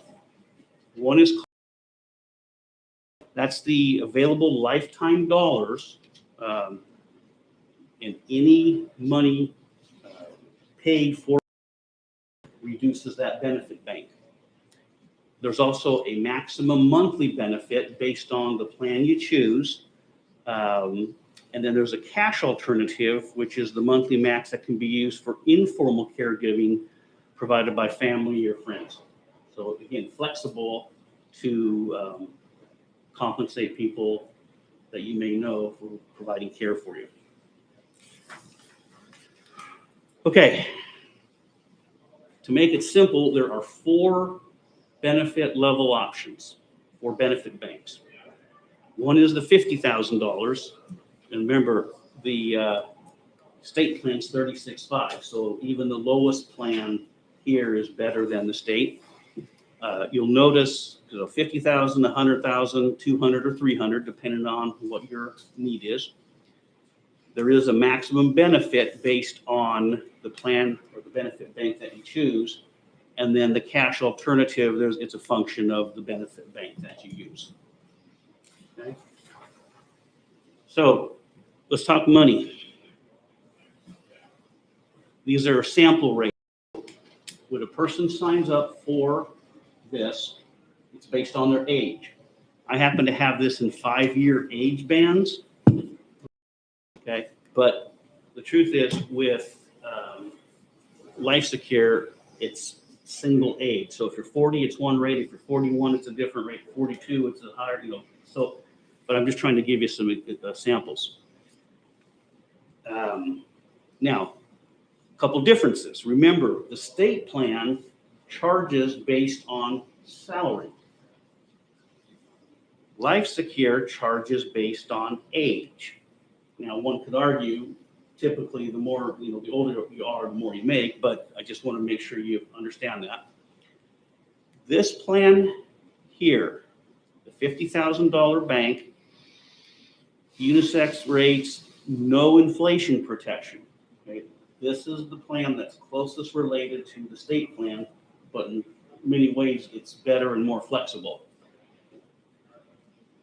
The range from the state, remember, from earlier in the presentation, the rates range from $24 a month up to $58 based on salary. So you can see the rates aren't terrible for a plan that is, a bit better than what the state has. So it's not like people have to spend a lot of money to save a little bit of tax money, okay?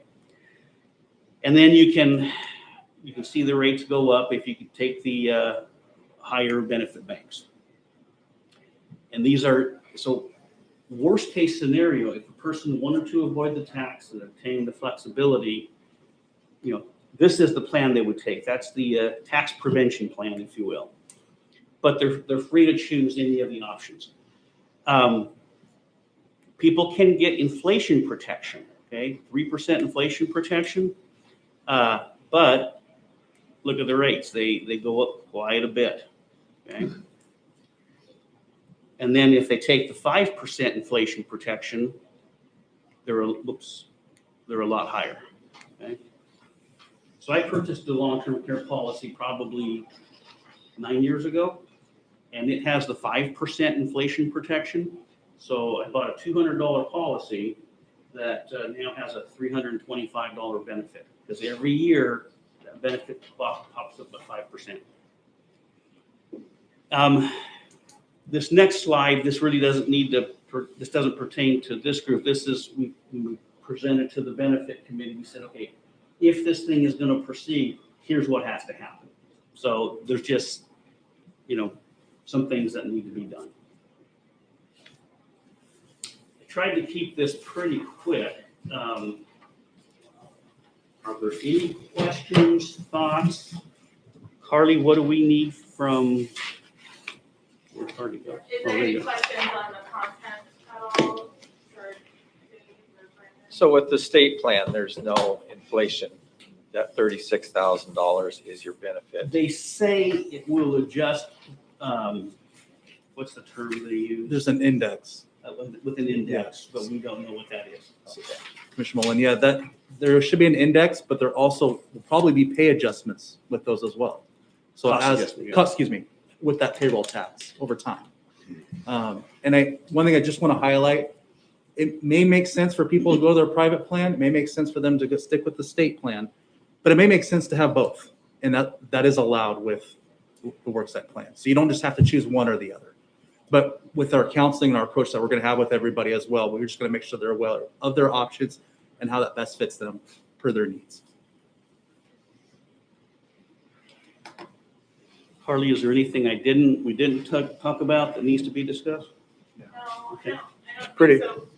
Pretty straightforward. Carly, the only thing I'd want to know is approximate timeline when you think we'll be revisiting this issue for decision. So Dave may have more confidence in the legislature than I do at this point. I think we need to proceed as if that July 25th deadline is in place. And so in order for us to provide this option for our employees, I need consensus today to be able to move forward. Again, it's a fully voluntary benefit, for our employees, but we need some time to educate employees before they have to make an enrollment decision. And that's a significant chunk of time. Well, the enrollment decision can't be mandated prior to the enrollment period starting, correct? The enrollment period would be set by Franklin County because it's for our plan. Well, So- let me rephrase. The eligibility period that they referred to at the state level, none of this happens before the state is accepting enrollees. No, because the enrollment into the state plan is automatic. So you can go out and buy a long-term care plan tomorrow. I get that, but when does that start? That- You can't automatically enroll somebody for this program today at the state level. It doesn't exist. January 1, 2022. Okay, perfect. That's what I was looking for. deductions That's start. when taxes. Right, so the eligibility window obviously precedes that, and you talked about that. What I'm getting at is the sense of urgency to get all of our employees provided with this opportunity. Fact is, we've actually got quite a lot of time, and it seems to me, as you've already alluded, we do nothing until we hear what the legislature finalizes. I think this is a good preparatory presentation. It's very clear. Makes perfect sense to me. I get it. I think we're probably 6 months away. No, as it stands today, an employee has to have their own plan in place by July 25th in order to be eligible to apply for exemption from the tax. That's where the urgency comes from. Okay. Right, and so the other thing is we do not want to have this long-term care open enrollment period at the same time we have the other benefit open enrollment period, because it's just a different animal. And there's education that needs to take place, so on and so forth. Okay, so the opt-out requirement is currently effective July 25th, pending the outcome of, what was it, 1323? Yes. You mentioned the education and the enrollment period, maybe that will help too. That's a 90-day, so it's a 30-day education period for the employees and then a 60-day window to enroll. So technically, it's a 90-day process for people to apply and for this whole program to take effect. So if you look at 90 days from now, we're right at that July. We're pretty close to it. Yeah. Can I just add one aspect, and I don't want to like make it so that, we're going to throw this problem on your lap and you got to make a decision right now. But every employer in the state is subject to this at the moment. Yeah. So the carriers themselves are being overwhelmed with the amount of interest and needs, people trying to want to move forward. So the sooner we make a decision and get our feet and get our position in the queue, the better in terms of, rather than pushing it off. So I'll just make a prediction, and we can all watch me be wrong publicly. But you've been working on this for a year and a half. The legislature is still battling over the bill, and we'd have to take action today to meet a 90-day preparatory window for the opt-out on July 25th. That ain't happening, folks. This will get pushed, but I may be wrong, and we'll see. So Carly, I appreciate the briefing. I'm really what I'm back to my original question, which is you asked for consensus today to do what? I need consensus today to move forward with preparing to offer this plan to employees. I can't, with my authority, say we're going to add a plan to the benefits package. I need the board's consensus to allow me to move forward in partnership with Conover to put this plan, to offer this plan to employees. Do we have any obligation to allow this opportunity to anyone other than Conover? Other than who? No. Other than Conover. If there's another provider of this same type of product, do we as a public entity have an obligation to open the door to anybody else? It's not that I have an issue with Conover. I think Conover is great. We've enjoyed working with them. I just want to make sure that we don't have an obligation there. The way I'll answer that question is there's only two companies, two insurance providers, LifeSecure and Mutual of Omaha, that are in this right now. There's a whole bunch of companies scrambling, but they're too late. And I get that. That's the practical answer. I'm So- talking about the government answer, which unfortunately is not always practical. Understand. So if, Can I Yes, jump in? please. So I would liken it to what we go through with our medical benefits, right? Well, I don't, Conover shops the market I don't on our want to make behalf as our that, benefits no, excuse broker. me. I don't want to make that parallel because that's the assumption I'm concerned about. The assumption that because they are a medical benefits provider, that they automatically have uncontested, uncompetition, lack of competition, uncompetitive entree to provide this product as well. I just want to make sure that we're clean on doing that, But they don't have that right. I mean, they are our benefits broker. right? Their job is to bring the county plan options for the benefits we want to provide. They brought us both the plan options that exist for us. Right. This is the best plan for Franklin County employees. let me answer it. I don't doubt any of that, Let me but answer I it. don't have a law degree. I don't know if we have any duty to make an open door for anyone else who might wish to offer. If you went to 100 other brokers across the state, competitors of ours, and they said, yeah, we can do LifeSecure, it would be identical to this plan at those rates. Again, I get that. That's the practical marketplace application, and that's where I like to live, but this is government. And I just want to make sure that we're doing it lawfully, that's all. Understand?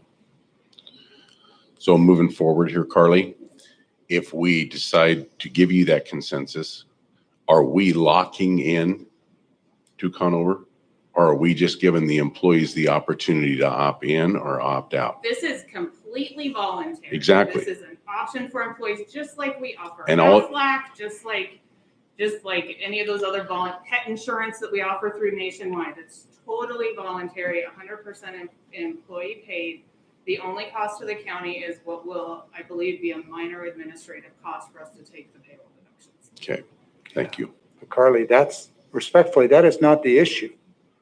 Well, I believe that was the question that Commissioner Didier asked. No, he asked if we were locked in, and I took that to mean we're locked into using Conover and this program, because that's really the only thing we can lock in at this point. So I'm back to my original contention, which is they are our broker for benefits. And I just am looking for someone to answer the question, since you've come in today and asked us for what is essentially a decision, consensus is.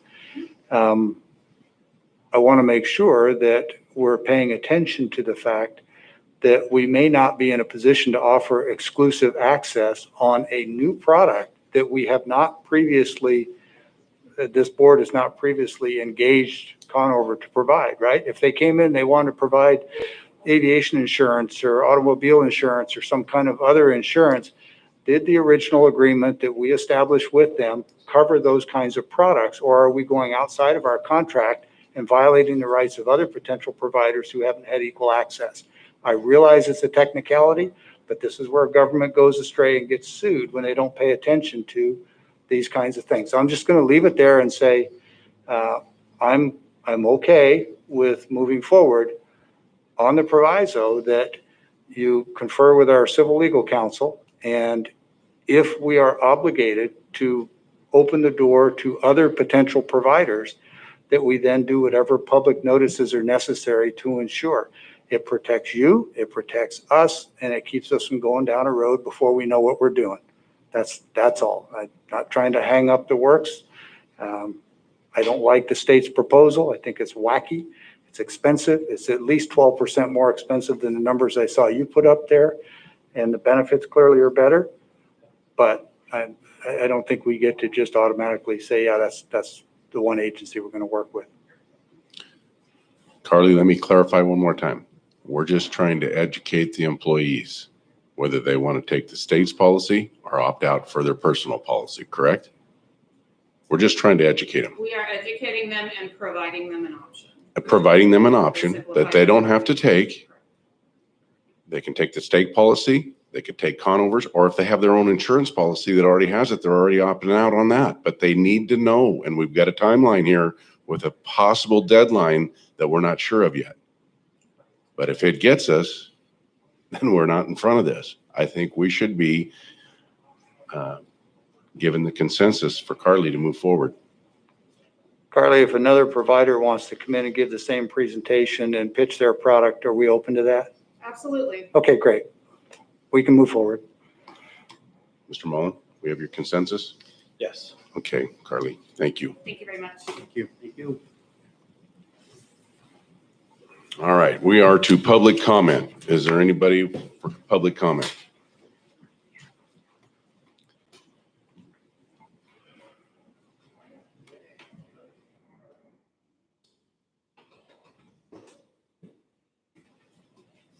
I'd like to do some backup before I hit the pause.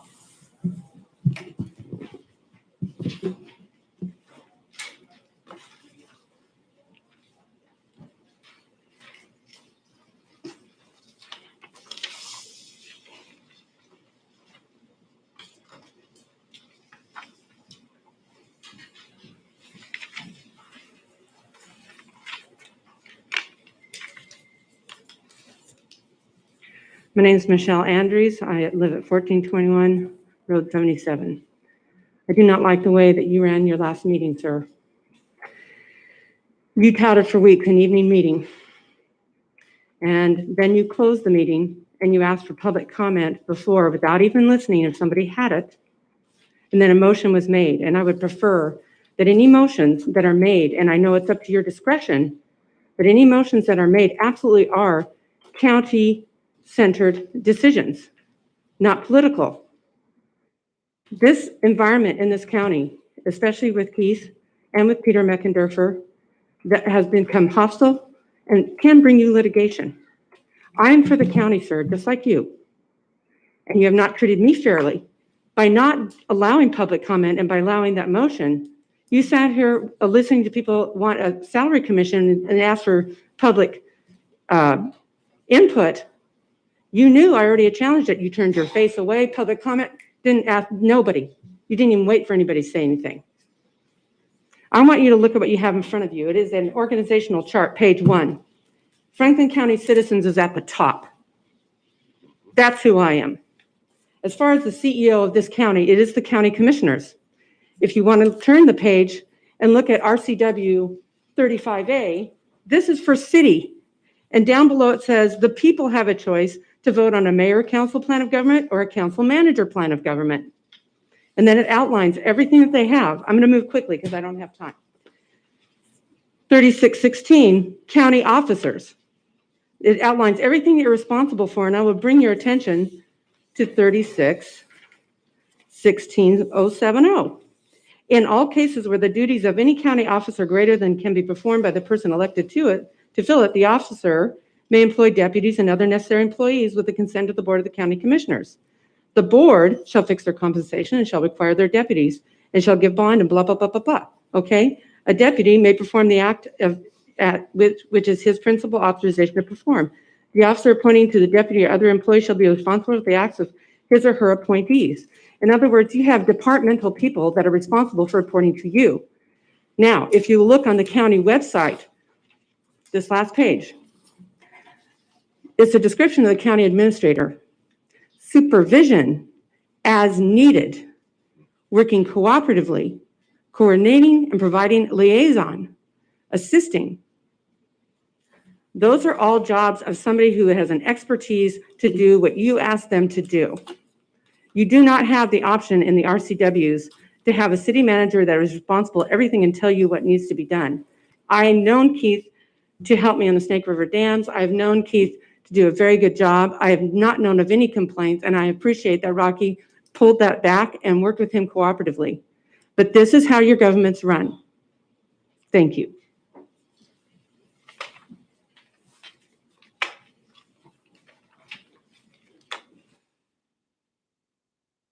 So thank you, Chairman Didier and Commissioner Mullen and Commissioner Peck for allowing me to speak today. My name is Marie Mosley. I'm the city manager for the city of Kennewick, and I'm here with Brent Gary, who's the mayor for the city of West Richland, and Dave Zabel, who is the city manager for the city of Pasco. And also, we have a letter that I'd like to read into record, and I have a copy for each of you. And also signed on to this letter is John Amundsen, the city manager for the city of Richland, and he couldn't be with us today. So with that, I'm just going to read the letter. The chief executive officers for the cities of Kennewick, Pasco, Richland, and West Richland would like to express our deep appreciation for Franklin County Commission meeting where Mr. Johnson's performance was discussed. And I do want to say, this isn't in the letter, but thank you for the discussion under unfinished business today. While we do not have the ability to make an assessment on his overall daily work performance, we did want to share with you the experiences and interactions we have with County Administrator Johnson. In our professional experience working with many cities and counties across the state of Washington, we have found Mr. Johnson to be among the most responsive, intelligent, and open-minded county administrator we have worked with. Our experience is that he provides thoughtful input into the decisions while representing Franklin County's overall best interest. He provides tremendous leadership in our meetings and conducts himself in the utmost professionalism in all of our interactions. The past year has been very difficult with COVID having a significant impact on organizations in our community. At the staff level and elected levels, we have all had to make choices to set aside some very important aspects of our agency missions to deal with the immediacy of the challenges posed by the existence of the pandemic, regulations from Washington, D.C., the proclamations and orders from the governor's office. Throughout this past year, the need for the Tri-Cities to engage in a sustained and highly coordinated pandemic response has been essential. In this regard, and from our perspectives, based on numerous interactions with the county during this time, Franklin County has shined, in no small part thanks to the efforts of your county administrator.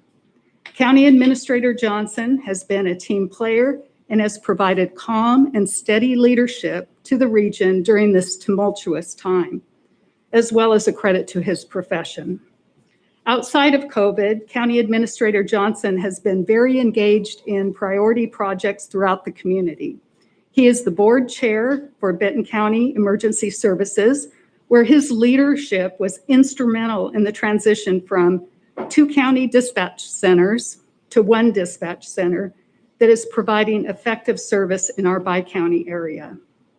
His leadership continues after the transition as we work on a strategic and sustainable projects and priorities for the Emergency Dispatch Center now and into the future. There are many other examples of Mr. Johnson's stellar record of working across jurisdictional lines for the betterment of our constituents. The strong relationship and partnerships that County Administrator Johnson has forged have made our Benton Franklin County community a better place. We felt it was important that you have an understanding of the leadership that Mr. Johnson has provided in the community and how well he has represented Franklin County's interest with a high degree of integrity and professionalism. And it's signed by the 4 of us that I mentioned at the very beginning. I will give a copy to all of you. And also, we're here if you have any questions of us. Thank you. Thank you. Thank you. Anybody else, public comment? No questions, but thank you. George Dockstetter, 4951 South Landing, and since everybody from the whole political spectrum's here, I want to regard one thing. I'm for development, but today you guys just approved a subdivision that took one of the accesses across the Columbia River. And if you guys don't get around with the neighbors in the political arena and solve this, we got a real problem coming. 5% growth, we're going to double in less than 14 years in the Tri-Cities. And we're going to have 600,000 people in this county, 2 counties, instead of 300,000. I wish you guys would get together. I've been hounding on this for over a year. You need to look at other accesses. I was just in Louisville last week, and there must have been 15 bridges you could see going across the damn river between the 2 towns. Granted, they're bigger than us, but you've got to get ahead of this before it costs you 3 times as much to go out and buy a bunch of houses to put an access across between us and West Richland. Thank you. Thank you. Anybody else?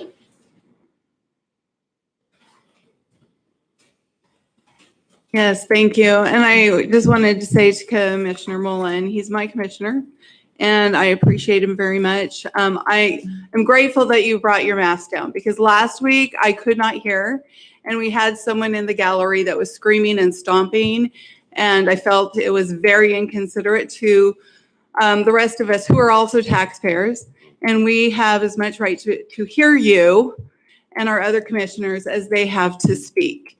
So I appreciate that. I am glad that we're going to work together. I have been stating this. I mean, I guess I've been surprised because I had assumed that our administrator was a conduit from the cities and from the different departments to the administrators. So, I mean, to me, I'm a wedding planner. I know that sounds frivolous, but I do logistics. And I have 50 projects going at any one time. And one thing that is vital is a communication system. And Commissioner Peck, who reminds us often that he's been here the longest, 12 years, he also has an MS in communications. So I would thought that we would have had designed a better communication conduit from our administrator to our commissioners. And it sounds like from you to the other avenue is great, and that's wonderful. And I think you are a good man. I think that sometimes, I know you sent me an email once that I didn't quite appreciate. I'm not sure who it was that made you aware of the falseness of what you were accusing me of, but I would like to know that one day. Who made you aware that I was calling for the firing of Dr. Person when that was not what I was aiming at? However, one thing that I hope is that you do get a system. For me, I would ask for weekly reports from the city mayors or the city councils, as well as my departments, so that I could then weekly forward those to the commissioners. I would think that once a month you would do an assessment of each of your departments. We witnessed, and I understand there must be some challenges in the different departments. I can tell you, I don't have all the tools I would like to do my job. However, we do it anyhow. And I don't know, I mean, I witnessed something crazy with the planning department a few weeks ago in several instances where the communication, what was being presented was the opposite of what reality was. And so that was embarrassing for my county. Anyhow, so I just think that going forward, there needs to be a better communication. I would like to see a signed agreement amongst the three commissioners. Another thought is if one commissioner asks for more information, of course, as Commissioner Peck stated, you can't have a conversation amongst the four of you, but you could say, hey, Commissioner Didier requested this information. I'm going to also give it to the other commissioners. And so that when they come to these meetings, they all come from a place of education and comprehension of what is really going on. Maybe if they knew exactly what was coming up, they could go to the area that you're talking about for development so that what Mr. Dockstetter stated could be addressed. I just believe in better government. I believe in ethical government. I mean, for me, legality is here. The ethics are here. And I hope that we're all aiming for up here because that's what I expect from my political leaders. I don't know what goes behind the scenes, and I've been trying to warn people caution from taking sides. And I think that today, because I was able to finally hear Commissioner Mullen, I appreciated his words and understand his frustration as a new commissioner. But also Commissioner Didier and his frustration that he hasn't received information that he's needed over the past 2 years. So thank you very much. Thank you. Any other public comment? Yeah, Caleb Stromstead, 2705 St. Andrews Loop, Pasco. Thank you, commissioners, for having this open public comment period. My specific comment is going to be brief in regards to the closed record hearing process. We have several land use applications that are going to be before you in the next year or two.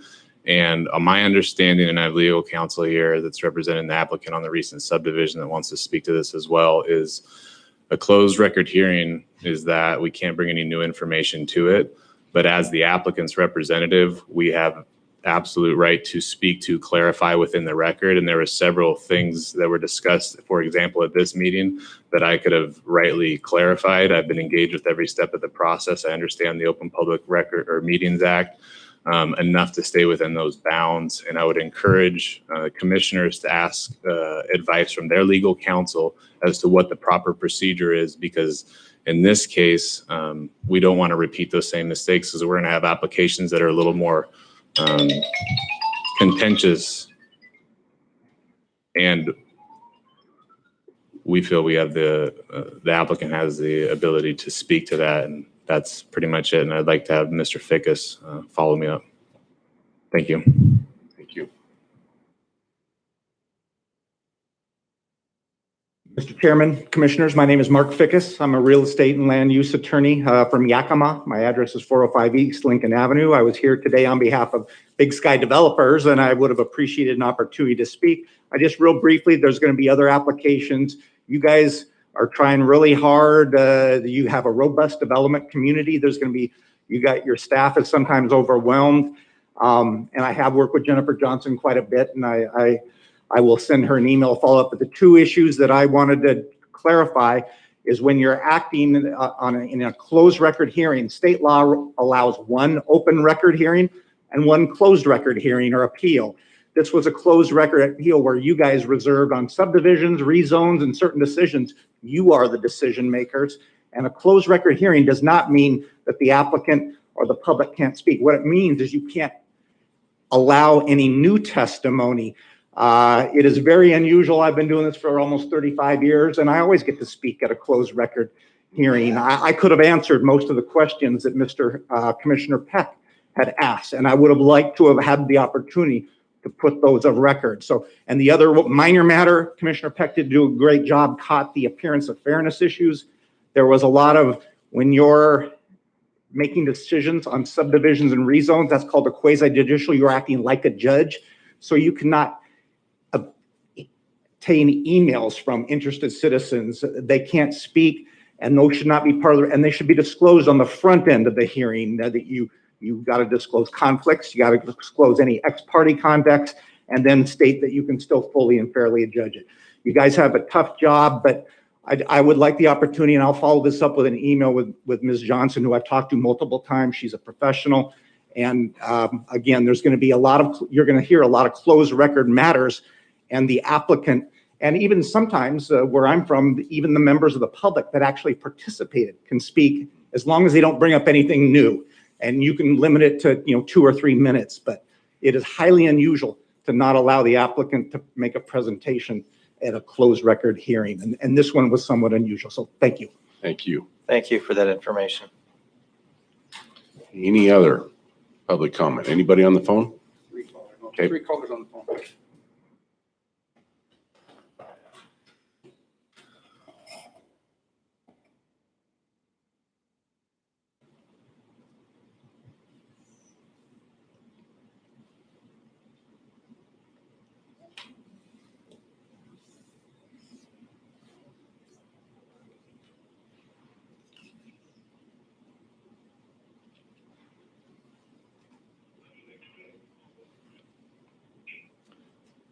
Good morning, Mr. Heinen.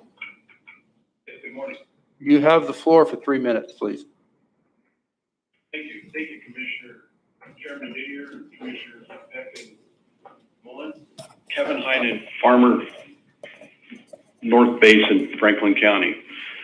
I think first of all, we need to realize that we're working for the people of Franklin County, not the people of Richland or Kennewick or anywhere else.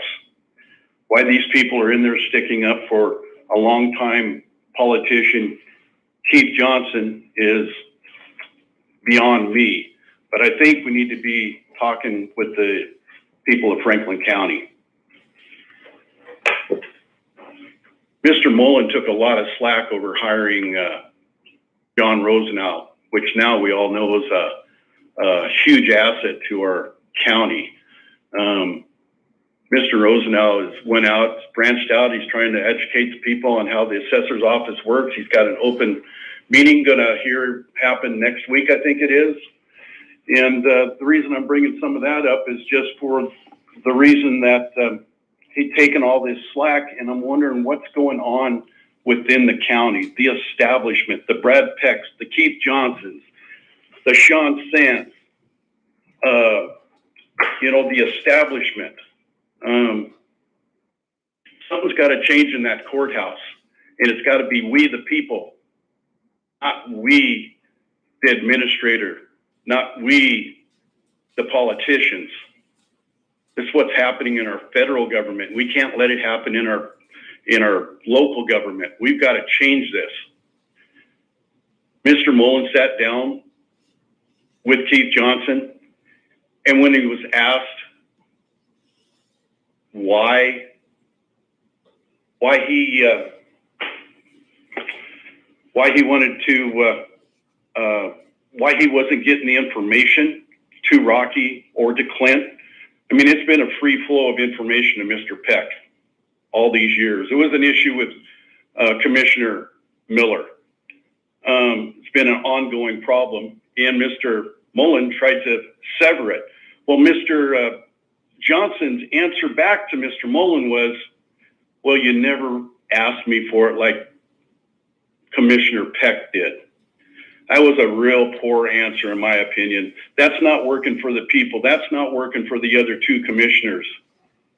Boy, and I hope to tell you, I hope if there's one slip up there, he's down the road. You know, why does Keith Johnson have to go into the auditor's office, not talk with the auditor because there's sentiment there or something, ask his employees that are working underneath him. You know, those are the kind of things I hear, and that's not the only one. So there should have been a head severed on the snake there, in my opinion. There needs to be some change, and that's why we put Mr. Mullen in office, to support him for change. And that's all I have to say, and thank you, commissioners. Thank you.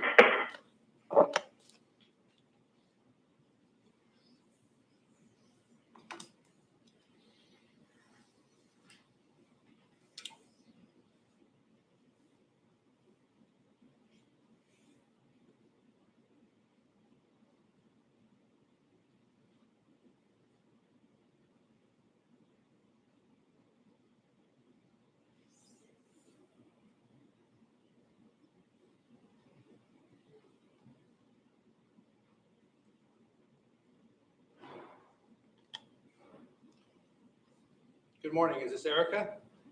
Yes, it is. Erica, this is Keith Johnson. You have the floor for 3 minutes. Thank you. This is Erica Toronto. I'm a PCO here in Franklin County, PCO number 1. On March 29th, 2021, I submitted several public records requests regarding misconduct reports for Administrator Johnson and Commissioner Peck.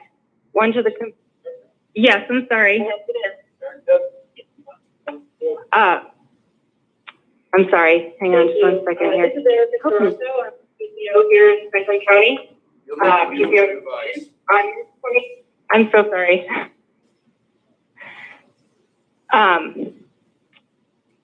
Okay, so I submitted several public records requests, one to the Commissioner's office, one to Human Resources, and one to the Prosecuting Attorney's office. The responses from the Prosecuting Attorney's office and Human Resources surprised me. This is HR's response to me, and I quote, "Franklin County Human Resources is in receipt of your request for all misconduct reports of Commissioner Lowell Brad Peck and County Administrator Keith Johnson. While Human Resources does possess responsive records for reports/allegations of misconduct against these individuals, the records are exempt from disclosure pursuant to RCW 42.56.250 due to an open investigation." End quote. I received a similar response from the Prosecuting Attorney's office. Quote, "As to allegations against Administrator Johnson, the records are exempt from disclosure pursuant to RCW 42.56.250 due to an open investigation." The RCW that applies to this situation is actually RCW 42.56.250 which I clarified with HR and the PA's office, which states, "Investigative records compiled by an employing agency in connection with an investigation of a possible unfair practice under Chapter 49.60 RCW, or of a possible violation of other federal, state, or local laws, or an employing agency's internal policies prohibiting discrimination or harassment in employment. Records are exempt in their entirety while the investigation is active and ongoing."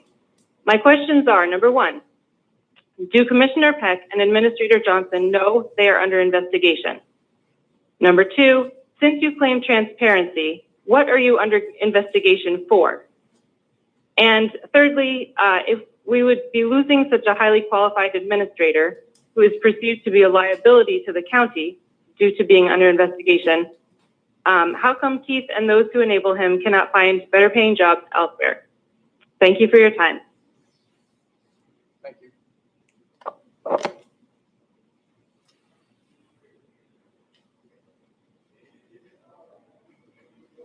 We have 3 more calls.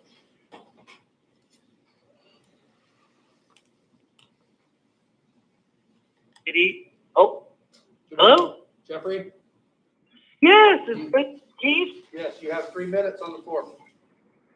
Thank you. First of all, Keith Johnson, you're doing a darn fine job. Don't you dare let those commissioners tell you otherwise. They need to get their heads examined. Second of all, how dare this employee the way they did on Tuesday? What on earth would possess you to do that? You have made no case for his removal. You have now altered a meeting agenda without giving the public adequate notice of this. And you are treating this like a Spanish Inquisition. How on earth does Keith Johnson not have the grounds to sue us into oblivion for the way you've conducted this? Is this how you're going to treat every county employee? Should the random person who goes out and does the weeds in the county be worried that they're going to get dragged before the Inquisition? I am disgusted and ashamed at what I have seen in the last 2 meetings. Thank God one of you has a brain cell and seems to understand that this is bad.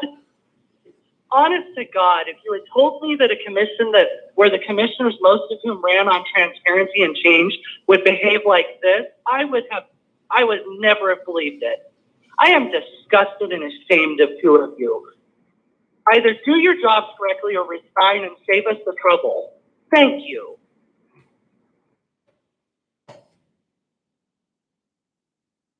More.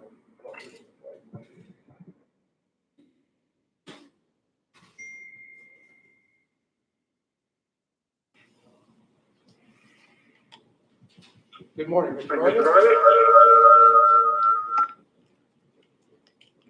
Hello. Felix, Yes, you have the floor for 3 minutes. Good morning.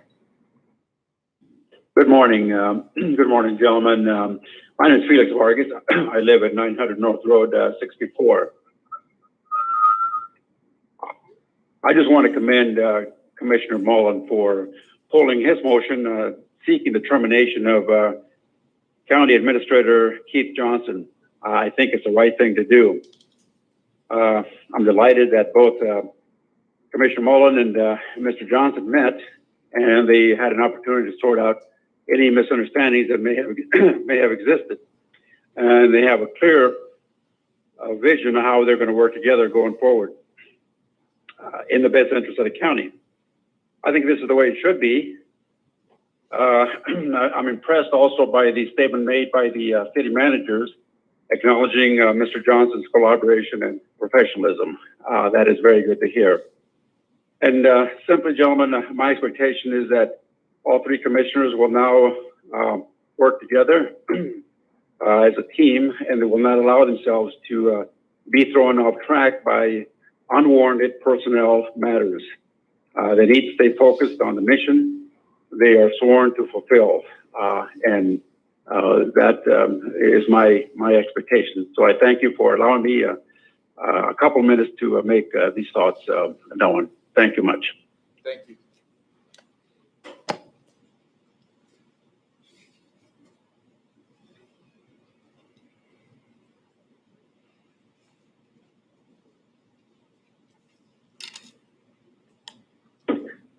Good morning, Mr. Simmons.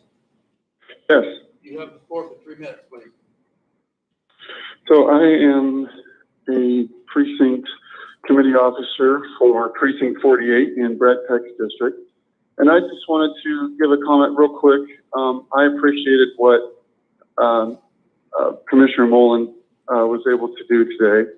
But I do want to say that what I really appreciate, what I really want to say is I appreciate the diversity in opinion that we have in our county, that each 3 commissioners are able to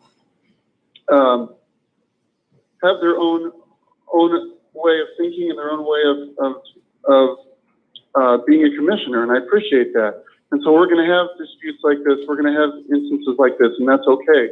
And I just want to say I would love to see Brad Peck shake Clint Didier's hand as well, because that honors the fact that each one of you have separate opinions and separate ways of doing things. And you're not always going to see eye to eye, and that is perfectly fine, and that's perfectly okay. And I just want to state that I don't really know all the ins and outs of what went on with Keith and all that, but I just wanted to say that I appreciate the diversity that goes on here, and that I appreciate what you guys are doing. Thank you very much. Thank you. Is that it, Keith? That's all the callers I have right now. Is there anybody else in the room for public comment that hasn't spoke? Okay, seeing none, we'll move on to office business.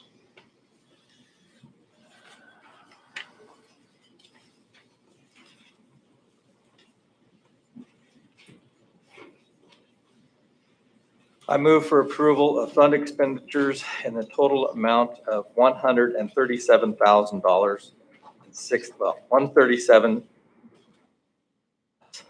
$137,067 as presented, and note that it has been reviewed and signed by 2 representatives of the auditor's office and the county administrator. Second. There's been a motion and a second. All in favor, say aye. Aye. Aye. Is that the one and only? That is the one and only for today. Okay, we are moving down for the approval of the consent agenda of 2 items.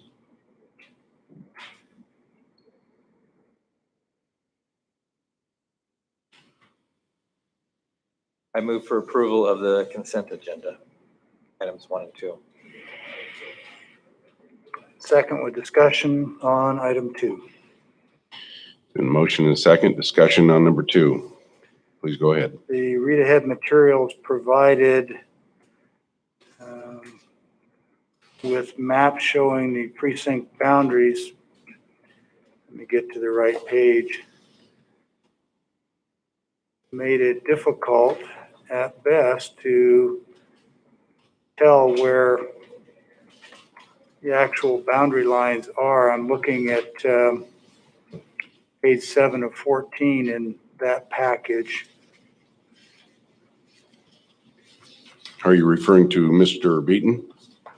Well, maybe other board members can speak to it, but I see a large number 2, which presumably is precinct 2 boundary. Can we correctly assume that it's just that one block where the number 2 is, nothing more for that precinct? Is Mr. Beaton listening? Or somebody from his staff can answer this question? Mr. Chairman, in the interest of time, let's just go ahead and move on. I thought I'd ask the question in case there is an easy answer, but I think I can still support it. I believe this is all based on population of voters, correct? This is actual voter registration in Yes. those precincts. Yeah. It's different than commissioner districts that are set up by population numbers. Yeah, I was not referring to 2 as a commissioner district. That's the precinct number, and there's a cap on the number of people you can have in any one precinct. So I understand that at times it's necessary to split these. I just wanted to make sure that the map I was looking at that showed precinct 2 was accurate. It's different than I recalled, but I'm just going to trust that they've got it right. After all, it is That's my understanding. it is their function. So. Okay, I see the auditor has stepped into the room here.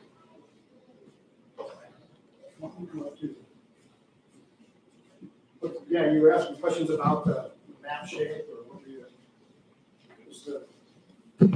What was the question? So do you have the benefit of our read-ahead package available? Do you have that to look at? I don't. I don't have it on. You haven't submitted it. Yeah, if you would. Thank you.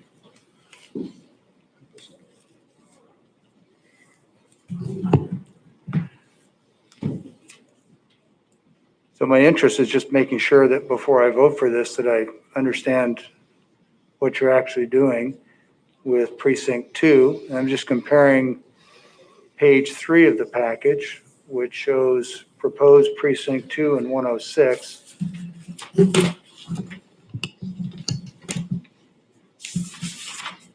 And I suppose the simple question is the outer boundary of 2 and 106 the same as the outer boundary of precinct 2 shown on page 7? I think the answer is yes. It's just they're different maps, different scales. And I Yes. just wanted to confirm that it's Right. the same. That was really all I wanted to know. Okay, good. Thank you. Okay, there's been a motion and a second on the consent agenda. All in favor, say aye. Aye. Aye. Aye. Okay, with that, we're moving down on administration office business. Keith, support letter for the Port of Yes, Pasco. thank you. The Port of Pasco has requested Franklin County Commissioners' support for a letter to be written to state legislators who are responsible for negotiating and passing the capital budget for the state. In that, they are asking for, I think it's $7.5 million in funding to construct critical infrastructure at the Ryman Industrial Center out in northwest part of town. And they have proffered this letter, hopefully gaining the county's support as that request is made to the legislature. Just need a consent from the commissioners on this? Yeah, I don't necessarily need a motion, but yeah, consensus and then a signature from the three commissioners. Have you seen this, Rocky? I have not seen it. Here it is. So did I miss this email somewhere? I believe it was emailed. Okay. Should have been. We all get a lot of email. I very well could have missed it. But you did send it to all three. Yes.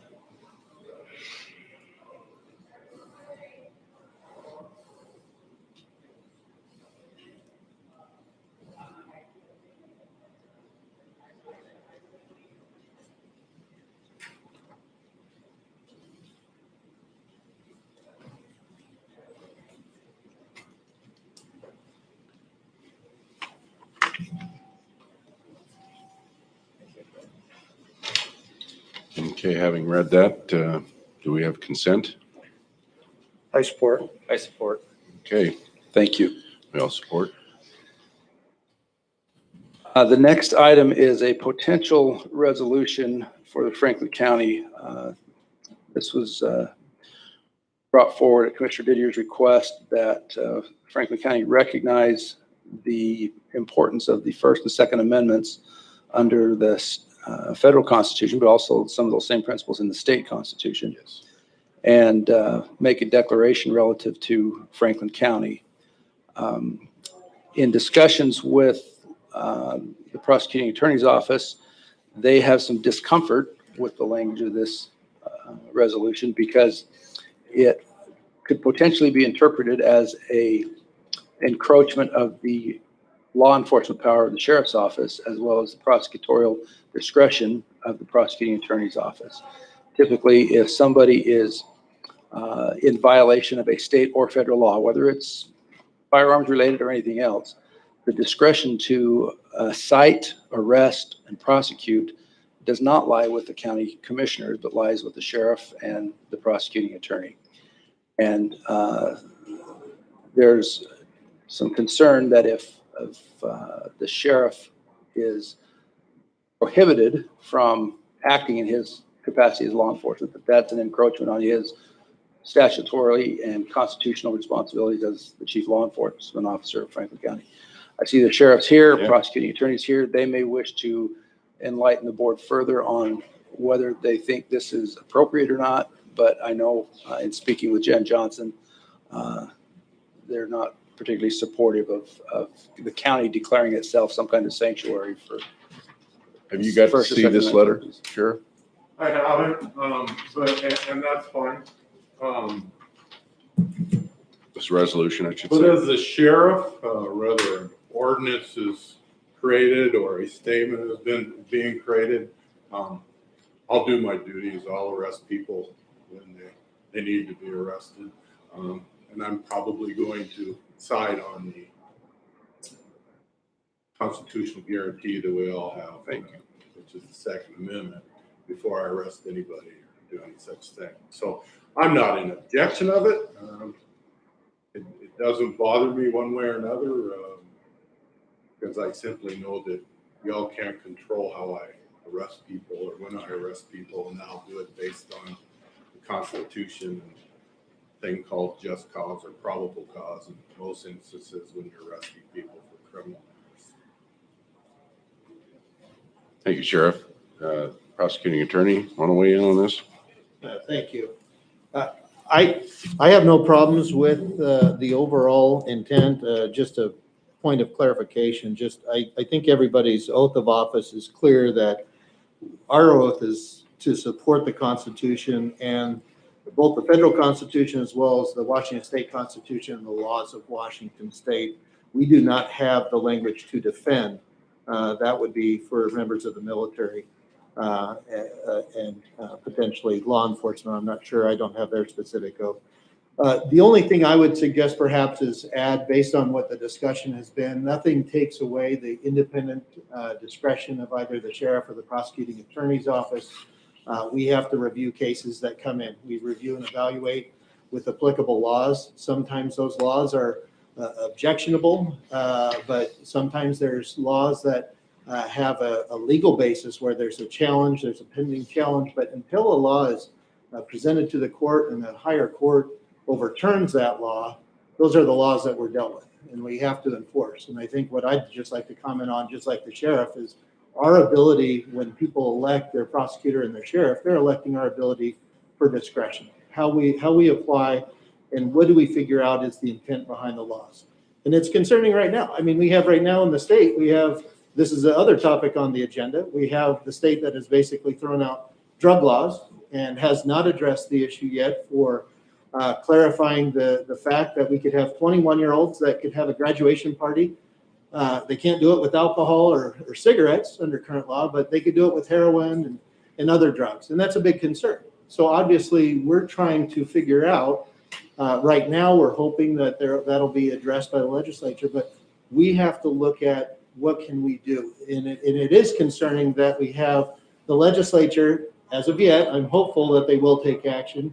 But if they don't take action on that, and then they want to prosecute, I guess, people for carrying firearms or what I would almost consider the same language that they did in the State versus Blake decision, which is criminalizing passive conduct. In other words, if someone is possessing a firearm, but they're not breaking any existing laws, they're exercising their constitutional right to carry or whatnot, they're not threatening anybody, and that's where we have to look at our discretion. We have to look at the facts and circumstances of each case and figure out, was the law being broken consistent with our state constitution as well as the federal constitution?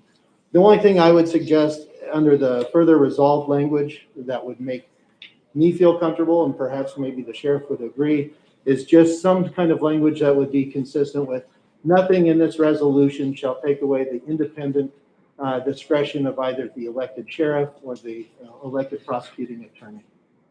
I think something like that added, it keeps consistent with our support, obviously, of what the intent I am reading of this is to say that, hey, look, we recognize this right. It's important to recognize those rights that we all value. And obviously our office is focused on prosecuting criminal conduct and making sure that we still have discretion, that there are firearm laws that do get violated. People do engage in that. We have to make sure that we have the discretion to review the facts and prosecute accordingly.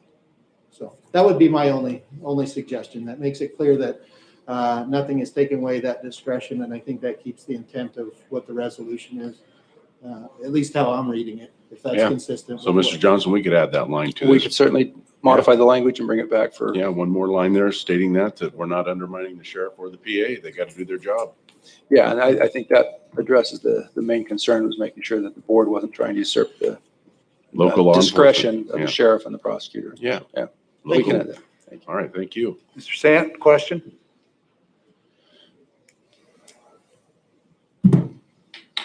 So a citizen is lawfully carrying an item known in the trade market as a super shorty, which is a 12-gauge shotgun with a 6-inch barrel that fits into the category of AOW under the Federal Firearms Act. Somebody's lawfully carrying that and they're apprehended, arrested, whatever, because whoever the law enforcement officer is at that point in time isn't aware that that can be a lawful firearm.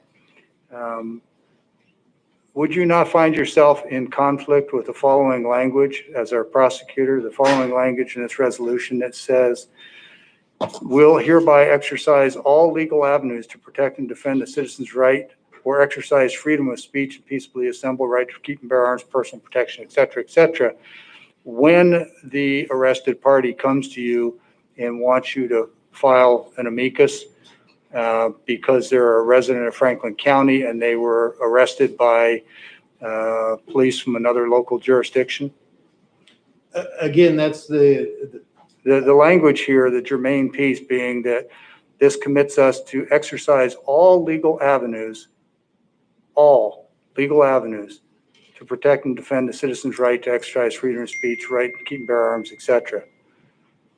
I think the legal avenues that we'd be referring to, obviously, as the county's legal advisor, that would have to come through my office. Just like we've had discussions why it might not be prudent for our office to file suit on behalf of the county on particular issues. I'm not talking about criminal action. I'm talking about them coming to us and asking the county as a Second Amendment sanctuary county that has committed to engage in all legal avenues to protect their rights. So the sheriff of the county is the one that reviews weapons permits, federal weapons permits, federal law, state law, et cetera, et cetera. And to get to the answer in short, what I would do with that, if you didn't have the proper permits in place, and I have done my due diligence. Talking another jurisdiction, Sheriff. Doesn't matter. Well, it does, but go ahead. It is a felony in those jurisdictions. I would take and I would bundle that information and I wouldn't even send it to the prosecutor. I'd send it to the ATF and send it to the feds to review it for them to make the decision what to charge. So regardless, if the individual is charged, their firearm is seized, to me, that's an intrusion on their Second Amendment if they're lawfully possessing it. And I want to know if the county is going to come forward as a friend of the court and file an amicus brief in defense of this person, because that's what this resolution commits us to. And if he says yes, I'm probably pretty good with that. I'm a benefactor member of the NRA. You can't give them any more money than I have, at least on the membership scale. So it isn't about whether or not I support the Second Amendment. It's about whether or not it's an appropriate role for us as a county, and what are we really committing to here when we say that we will exercise all legal avenues to protect these rights. Well, again, it still comes back to, I don't even know how it gets to the county unless the sheriff makes the decision where it's going. I believe the question is, if we travel outside of the county and he's charged in another county, And then you're are a we going to citizen of protect him? Franklin County and you've been This is for charged. Franklin County only. We're not protecting our citizens in other counties. If they travel outside the county and they get arrested, they've taken that shorty into an area they're not protected. And I guess the reason why I raised the earlier suggested language is that legal discretion and authority with both the sheriff as well as with the prosecuting attorney's office, we have to review and evaluate that. Someone could say it's a legal request, but be completely off the reservation as far as any kind of legal issues that would be appropriate for the county prosecutor or the sheriff. So I think I'm satisfied with that. I think your concern probably, Commissioner Peck, more is the language, does it telegraph something that we are not willing to convey? And I think that's why if we work with Keith on that language that we would suggest to make it clear that what I think the board's intent is to make it clear that, look, we believe that this is a fundamental right. Our state constitution, I get all that respectfully. Yeah. Are you bound by this resolution? No. As far as I have an individual oath of office that I have to carry out. I have to exercise. And if my you're not discretion. bound by this resolution, then this board is writing checks it can't cash. It's telegraphing, I think, generally speaking, the idea that we certainly support the Constitution. I mean, we've all taken an oath to support Well, that. sure, and I'm not objecting to the greater portion. I'm objecting to the part that I've read a few times. It says that we will hereby exercise all legal avenues to protect and defend. And to me, that has pretty broad application. Take out the word all. Just don't leave it as legal. I guess I still go back to the fact that exploring and exercising does not mean that I have to take anybody's amicus brief. Respectfully, it doesn't say explore and discuss and consider. It says will hereby exercise all legal avenues. And sometimes That's pretty encompassing. sometimes those legal avenues are that you don't proceed any further and don't create more of a problem by submitting a brief to the court. If you have the legal authority to do it and you don't, you're in violation of this resolution. That's my point. And that's why we would have language that protects the discretion of both the elected And if chair this and had the- discretionary language, I'd probably be much more comfortable with it. And I don't know if that takes anything away from the board, if we could look at that language just to make sure that we're keeping what I think is the Absolutely. main intent. Because I got the main intent was to show that, hey, we're committed to following this yeah, in light of things going on. Personally, I think we're out of our lane. I can support it so long as it's not creating commitments that we can't live up to. And that's the wording of this, to me, makes a very broad, all-encompassing commitment on the part of the county that I don't think we're prepared to stand up for. And we could look at that so it maintains the intent without that intent, I guess, or interpretation that might be suggesting somehow that we're gonna do something that we don't. Yeah, and I realize that the actual example I gave was a little complex, but that was intentional from the standpoint that there's a lot that happens with respect to firearms laws that due respect to our wonderful law enforcement folks, the officer on the street doesn't always have the full depth of knowledge on these things. And I understand they need to protect themselves and their mission is to protect the public safety. And sometimes that requires them to engage in confiscating weapons and other things. I get all that. But at some point, when someone is lawfully compliant and there's a suit against the county or against the city, I just want to know if we're really prepared to do what this says. And I contend we're not. So thank you. And I think that is the advantage too. We work alongside with the sheriff as well as the other agencies in our community. And that's kind of the two-part process. Sometimes they have to make a split-second decision on the street. It eventually comes to our office for review. Yeah, And right. that's where we work together with the agency. And hopefully we come up with a resolution that both are in agreement. But ultimately, a charging decision, that's going to rest with my office of how it's ultimately going to be evaluated. So I think it's good because I think the sheriff and I are on the same page with these in particular issues. And I think we also recognize that we have laws to enforce and prosecute. And Listen, I'm on the same page too, except for that commitment, which is to me outside of our authority, unlimited in scope. And I'll work with the sheriff too to make sure that whatever language we amend, he's comfortable with that as well. So it makes sure that it protects both of our independence in that process. All right, thank you. So we'll revisit that next meeting. The next item is just a brief update, and I think Sean just mentioned this, an update on the controlled substance ordinance. There is legislation being considered in the state right now. They have about a week left of session with which to consider it. I think as of yesterday, the Senate Bill 5476 was in committee. We have been advised by WASAC to wait until the legislature completes its work before we take action here at the county level. I know the sheriff has encouraged us to not wait for the legislature. Clearly, it is an issue of concern when the state Supreme Court essentially made controlled substances legal to possess for personal use. And so I think there's probably support amongst the board to make sure that's at least a misdemeanor, if not a gross misdemeanor. And there are other counties that are considering it, but as far as I know, most of those counties, or nearly all of those counties, are waiting until the outcome of the legislative session to determine what they need to do internally. What is the status on Grant County? My understanding was Grant County passed an ordinance, but they are, they recognize that if the state supersedes that they will have to rescind their ordinance. So they've got one enacted, but it's kind of in a holding pattern waiting on. They actually have one written up and ready to go back in front of the commissioners to make it a misdemeanor versus a gross misdemeanor. And then knowing once the attorneys and legislators decide what they're going to do, which has been my experience over the past 4 decades, is not much gets done when that happens. So a misdemeanor is better than nothing, because what you have right now is you have police officers in this community and deputies that are on a routine basis are walking away from people with methamphetamine and heroin sitting in plain sight, and they're walking away and leaving those people with those substances inside motor vehicles, and you can go ahead and do the math and see where that's going to lead.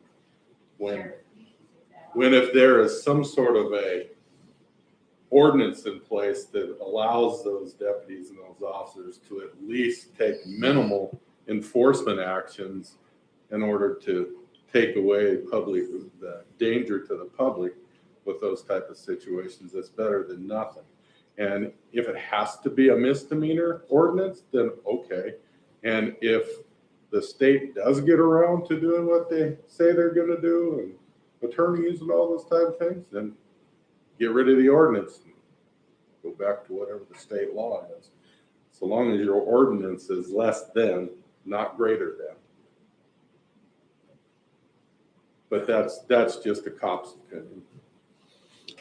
I'm in agreement, but it's up to the board to decide if you want to move on this now or wait. Sean may have some additional.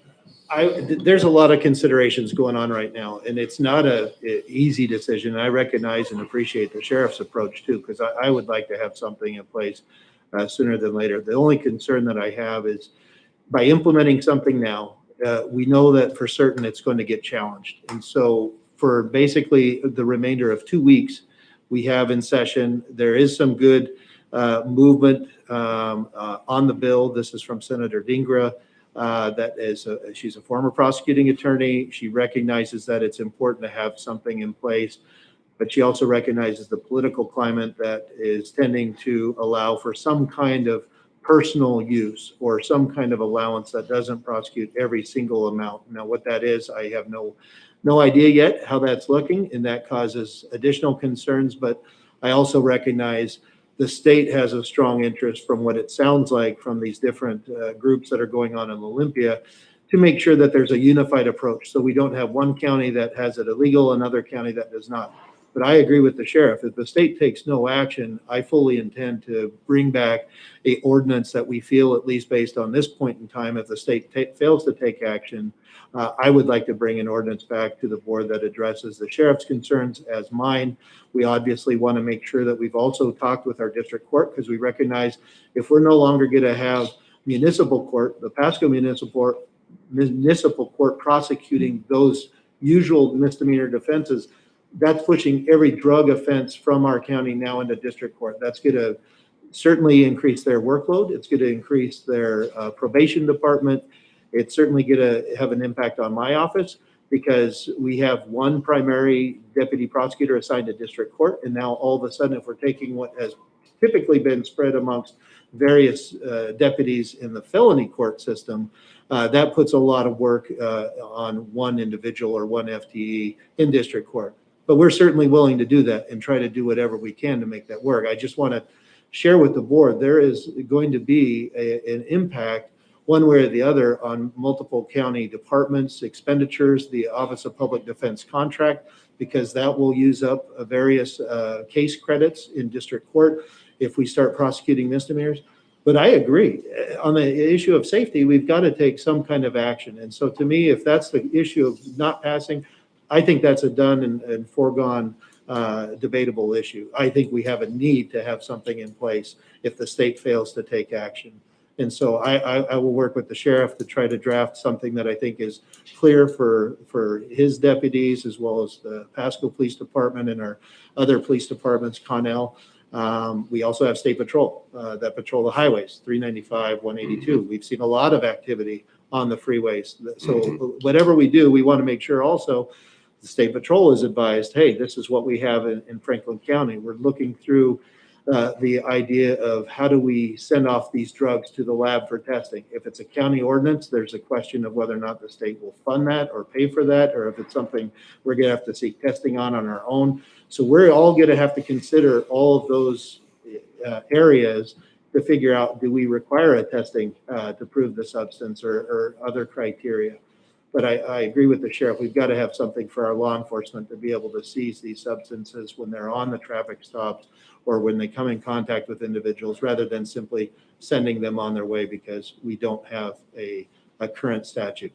There is still a chance too. There is a motion for reconsideration, and based on what our Supreme Court has done on that case, by requesting the other party to respond, there's perhaps some hope that we could get a change of one justice to come over to the side of kind of either adopting or an implication that the knowledge element, which was basically why the statute was thrown out, is it didn't have that language that a person knowingly violated the law. It was just a strict liability. In other words, we didn't have to prove that they did it with criminal intent or knowingly possessed a controlled substance. So anyway, I'll continue to work with the sheriff as well as the other input from the other agencies to try to get something that I think will be clear for our officers if need be. And I'm still hopeful later this week there should be some additional movement on that. It is impacted because it's a budget impact bill. There's I think approximately $10 million that was assigned to this to be for the payouts for all those fines that were collected from 1971 on. There's a process that the state would be the one responsible for paying out those things. So because there's a budget impact, that could go all the way up to the very close of the legislative session. So this bill is going to be alive until the end because of that. So anyway. So Sean, I know the sheriff would like to see us put it in a misdemeanor class. Yeah. Would you be in agreement with that? We don't have an option to put it as a felony as a county. No, but I mean, not a gross misdemeanor, but a misdemeanor. Would you have any objection to us doing that in Franklin County? Yeah, I think what we need to do is we need to look at what makes the most sense. A gross misdemeanor or a misdemeanor, they're relatively very little difference. Gross misdemeanor can be in county jail up to 364 days, and the fine amount's a little bit more expensive. But with county ordinances, I think our fine amount is capped to either 250 or 500 on the two. Okay. So I don't think it makes much difference. What the sheriff has proposed, I think we need to have something in place, Okay. and I think we'd be willing to. Do we need a motion on this then, Keith? I don't know that you need a motion yet. Let us, if you So will. let me leave you with this, okay? Any cop that's worth his salt and grain, okay? If he looks and he sees that there is a misdemeanor in front of him or a felony in front of him, he's gonna go to the courts and he's gonna get a search warrant, okay? And any cop that has a little bit of investigative background is going to know how to turn that misdemeanor into a felony, okay? In some form or fashion. It's done every day, nothing secretive about it. It's just called good quality investigations and using the courts and search warrants to get where you need to be, okay? And let me give you this example that just took place no more than 3 days ago. 3 dead cows or whatever they call this dune up behind the thing. Our deputies walked away from a guy that had close to a half an ounce of methamphetamine and 2 pipes sitting in the ashtray and let him drive off because of people's legal interpretations, okay, because he had no other choice. And what becomes the litigious outcome of that when it gets out, when they're on the freeway and they take someone else's life, which the prosecutor is exactly right. Look at how many fatalities we've had that are hardcore drug abuse issues or substance abuse issues, fatalities in this county, just in the past year alone. What are we going to do when that all starts climbing and climbing and climbing? Because somewhere there has to be a cutoff that says, okay, you know, you just can't go out and jeopardize everybody else because of your constitutional guarantees that the state Supreme Court has decided was violated or whatever's taking place. So there's 2 sides of this coin. So I would urge you not to wait too long, because sooner or later you're going to be answering to somebody who's lost a loved one because of this type of thing or someone else. And I don't think that, to be honest with you, I don't think they're going to want to hear when that time comes why we did or didn't do something. So The 2 weeks, I understand that. Yeah, let's look and see. But as this meanders on out there and gets discussed for months and months and months, we want to talk about litigious risks. Yeah, I would not recommend we wait long-term. I think it's reasonable to wait till the conclusion of the legislative session. But we could, be prepared to drop an ordinance Yes. as soon as they adjourn. And I think we follow the sheriff's guidelines as a misdemeanor, not a gross misdemeanor, just a reasonable for the sheriff to do his job. And I think we could probably put that in place. The difference between a gross misdemeanor and a misdemeanor is gross misdemeanors are a low-level Class C felony. Right. That's what the problem is from my understanding. And I think we need to give our law enforcement that ability to do their job. And just real quick, one of the reasons why this is important too is because we hear a lot of the people trying to debate this is that, well, we need to get people routed into treatment. The problem is treatment, people have dropped out of our drug courts. I think Kittitas County said they had 60% people drop out once they found out, there's no more legal consequence. I'm not going to go through this challenging process of participating in a drug court.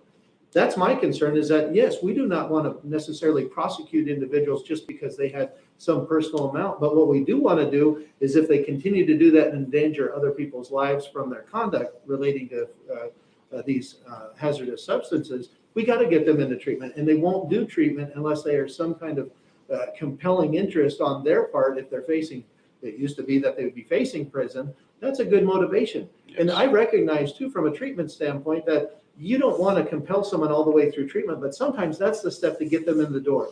Many of the people that have gone through drug court graduation that I've attended, I think the sheriffs attended, our police chiefs have attended, they see the people's benefit because they recognize, oh my gosh, I was a mess when I came into this program. I didn't want to do it, but I succeeded. I completed it. I'm sober and clean. At the end of that process, it was only because there was a jail consequence or a court sanction hanging over their head to further their action through it. And that's what we really need. That's what I'm looking for. We exercise discretion all the time. The sheriff has his discretion on the enforcement side to evaluate, even now, that whether it's a felony, misdemeanor, they come to our office and we evaluate, hey, how can we get this person help? Sometimes that's going to the drug court as a felony, which I think is a very valid tool because there's a lot more at stake, more of an incentive to get them to comply with treatment. But I just do not see, even if we spend billions of dollars on treatment model and just think that people are going to miraculously just show up because now we have a treatment center with no kind of sanction, I think we're fooling ourselves. There needs to be a working partnership between a court system as well as a system trying to get people on the path to sobriety. And we need to do that. We've done that over the years. We've changed it. You've got people arguing different things in Olympia. So anyway, I don't want to take any more of your time on that, but there's a lot that is at stake here. It's not just prosecution of people possessing drugs. They have to fund those drugs. There's no state shop where they can go and get their free heroin or meth. They're going to be stealing or breaking into our homes in our county to fund their addiction. And if we end up with more addiction that has gone without treatment, we're going to end up with more other criminal offenses that are serious and that do cross into crimes against persons. Anyway. So with that, is there a consensus with the commissioners for a ordinance as a misdemeanor? Yes. I'm willing to support and just reserve final approval, of course, until we see the actual text. Can we have that put together by next week, Keith? I don't know if the legislature will be completed by next Tuesday, but we could certainly have a draft. No, the bill is NTIB, necessary to implement the budget, and so it won't be until the legislature is done and we know whether or not there's a special session that might continue it. That's the point at which we know what we really need to do, I think. And we could start working with Keith on getting something implemented. Because yes. The other thing will be, we'll need a notice requirement because this will be an ordinance. So we'll need to make sure that we have something that's legally sound and then able to kick it to the public. So I think realistically, we're looking at least a couple weeks out after the session, just to get that final phase. Public input, we might want to modify some of the language based on that input. Mm-hmm. But anyway, that's the important thing is to get started. We got to get going. And Sheriff and I have talked about the Grant County ordinance. We're looking at that. We're looking at other ordinances throughout the state. And there's still, like I said, there's an ongoing work group amongst some of the best prosecutors throughout the state to make sure that we as counties, recognize if we don't get something from the state, we want to get something that's going to be defensible. And hopefully it'll be somewhat uniform throughout the other counties, because all of us want to make sure we're not the outlier and going to bring about the legal challenge. It's something that's been vetted through all the other counties. I take it you're working with Garth up there. Yes. Good deal. All right. Okay, well, thank you. I think that the sooner the better. We need to get to moving on this, so. Commissioner, we have a couple of more items that are going to take a little bit of time. We've been at this 3 hours. Out of respect for the public, we may want to Take take a a break. 5-minute recess, and then those that need to leave can. And I did want to add, we've had our outside counsel that's been available. He is flexible. He is available. I don't know where you'd like to have that session. I would anticipate at least 15 minutes.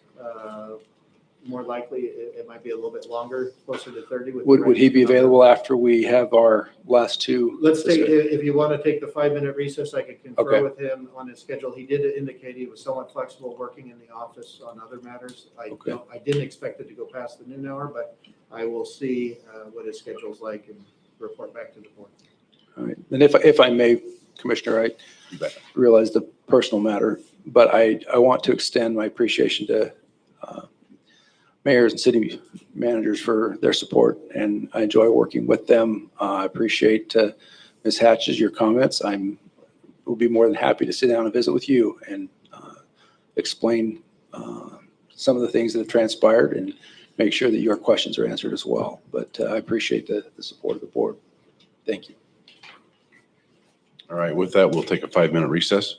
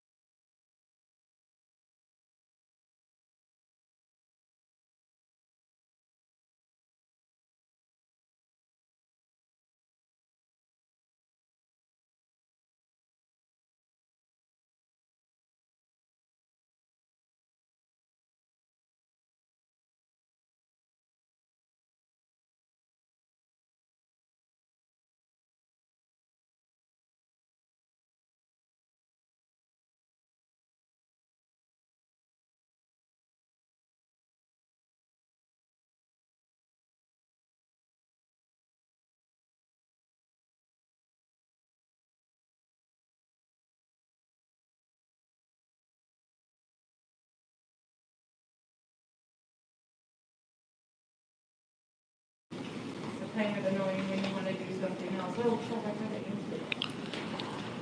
Okay, we're coming back from the 5-minute recess, and we are on to the next item for the administration office business, which is guardhouse information. Yes, next item is a request of the board to have some discussion on the transition of the security shack detail from a contractor to our corrections personnel.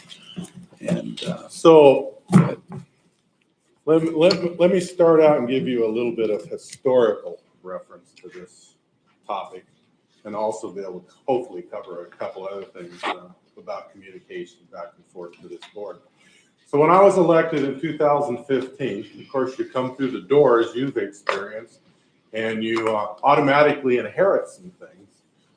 I inherited a fistful of federal lawsuits concerning the jail, and I inherited the security operations of this facility, this campus. All of them were ran by the office of sheriff, except for the guard shack. The guard shack that we officially claim has always been contracted out. Okay, a couple problems with that, as we're now 6 years down the road from when I first took office, is those people are not employed by me. They're not empowered by me. They're not trained by me.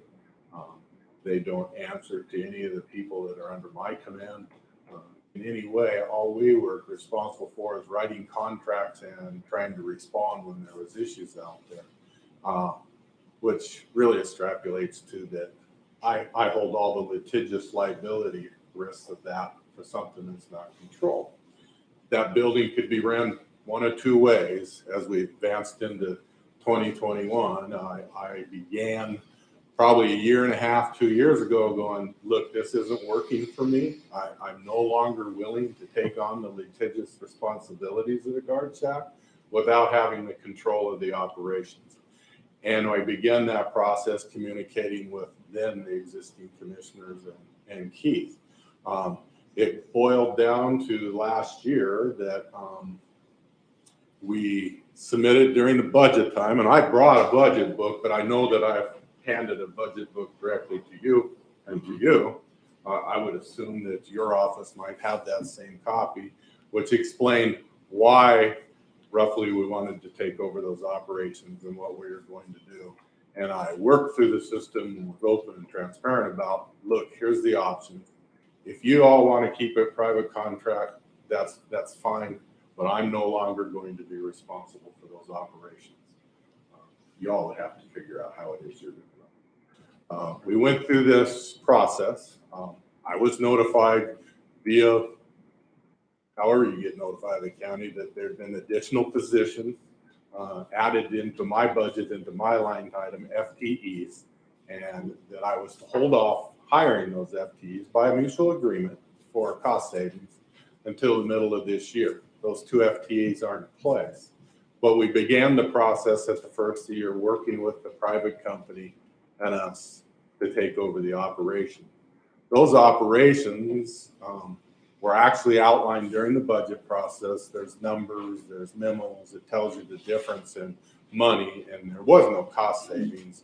Right now, there actually was a small amount, about $40,000, if I remember right, additional cost for me to take over the guard shack. So as it exists today, when the county building's open, I have 2 corrections deputies that are in full uniform. They're empowered by me with commissions to arrest and to act. They've been properly trained. They've been equipped. They go through training on an everyday basis and a monthly basis, annual basis, to keep up with those operations, and our entire correction staff has been trained on that piece of information. It's been documented, the training, et cetera, everything's in line to improve policies and practices that are being used.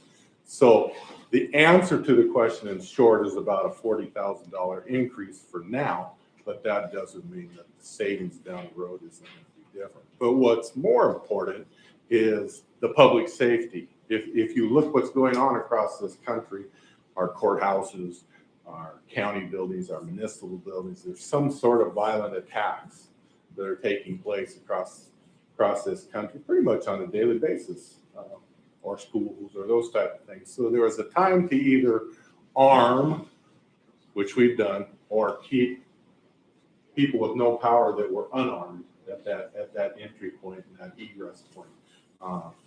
And so we're progressing along with it, actually professionalizing it a little bit more, making the places for weapons to be stored, et cetera with that.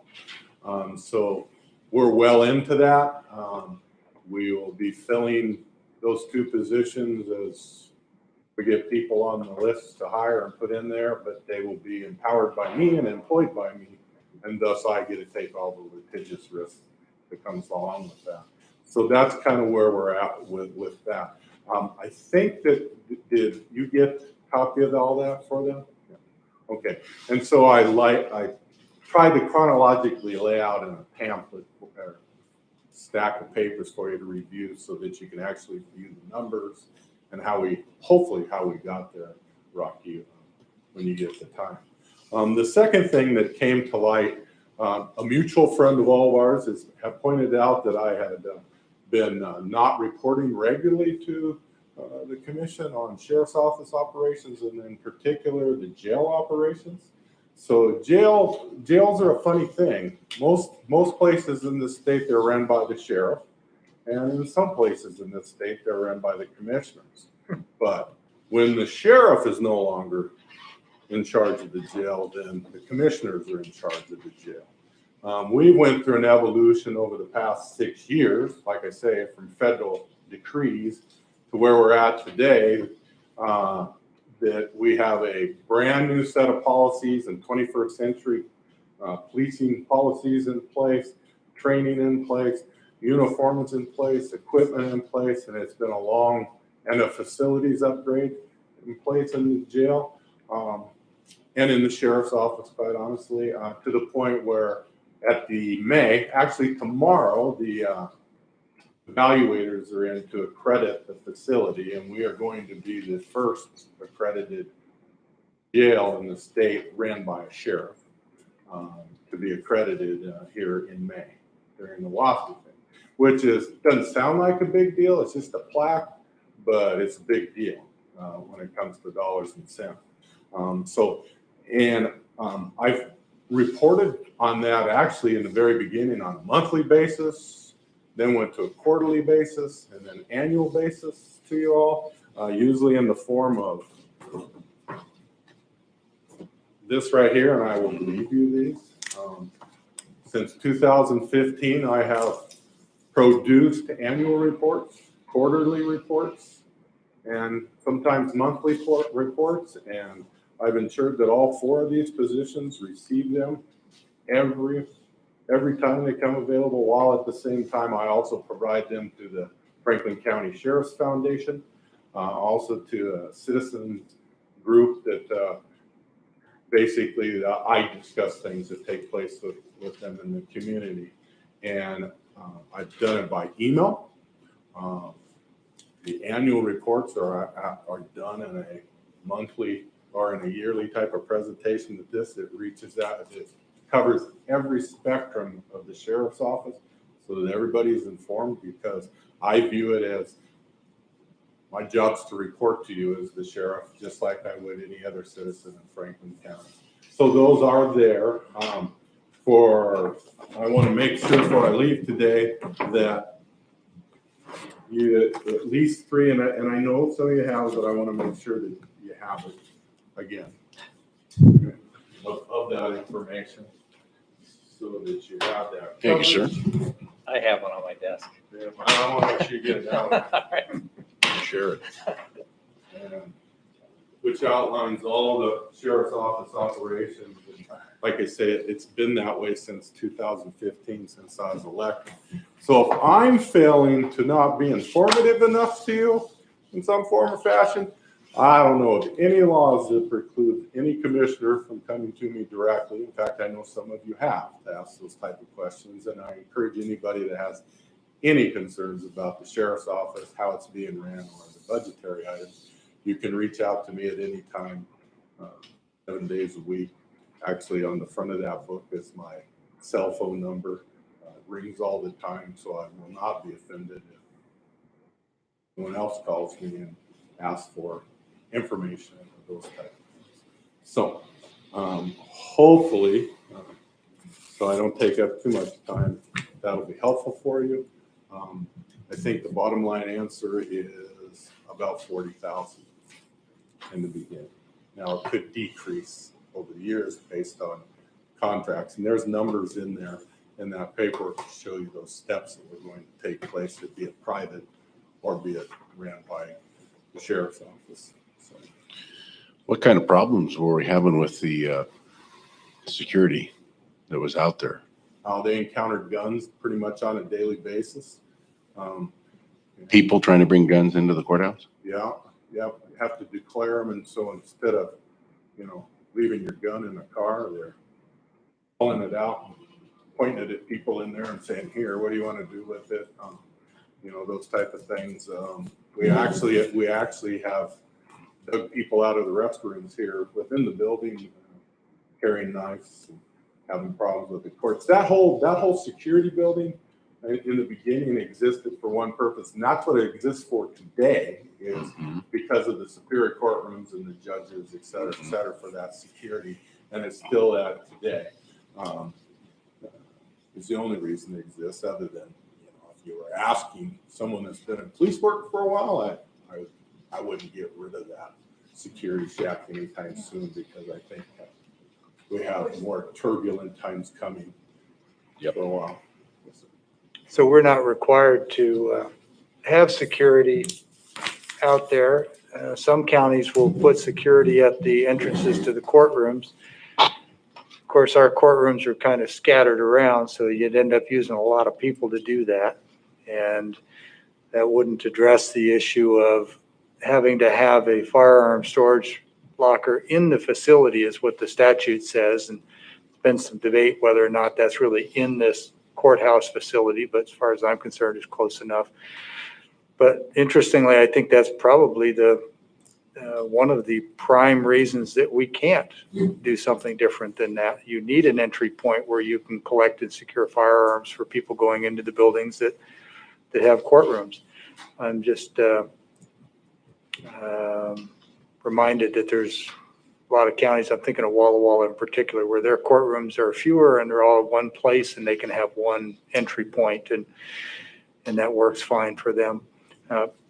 You said earlier that you hold all the responsibility for what happens with that guard shack, and I appreciate the fact that you're willing to take such ownership. But if the county gets sued and you get sued, we all get sued too. We're all in this together.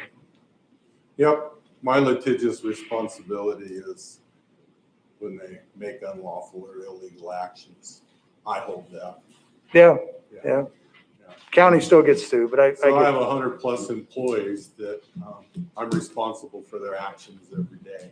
Yeah. And so I want to make sure that they know the rules of engagement. So the last thing I wanted to say was that I know I'm the only commissioner that was here before you got here. And for anyone who doesn't have the benefit of having seen before and after, I can tell you it's a heck of a lot better today than when I got here. And so thank you. You bet. And you all are free tomorrow. You got nothing to do, and you can, when the people are down and inspecting our jail for accreditation, you're more than welcome. In fact, I'm sure the accreditation people that are in there would probably enjoy seeing a commissioner or two, actually seeing what's going on. It's like night and day. What time is that? They're going to be in 8 o'clock in the morning. So if you get a hold of me and want to come down and take a walk through the jail while they're in there and have a discussion with them, I'd be more than willing to drag you in there. Can't guarantee you won't catch the creeping crud, though. But there you go. Thanks. All right. All right, thank you, Sheriff. Next, we have the Public Works 6-year Transportation Improvement Program presentation. Thank you, Mr. Chairman. Thank you. Been wanting to see this.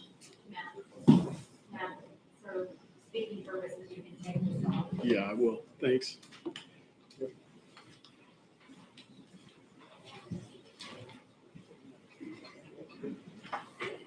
There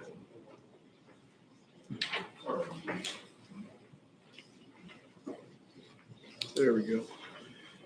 First off, I'd like to apologize for not being able to attend last week's meeting.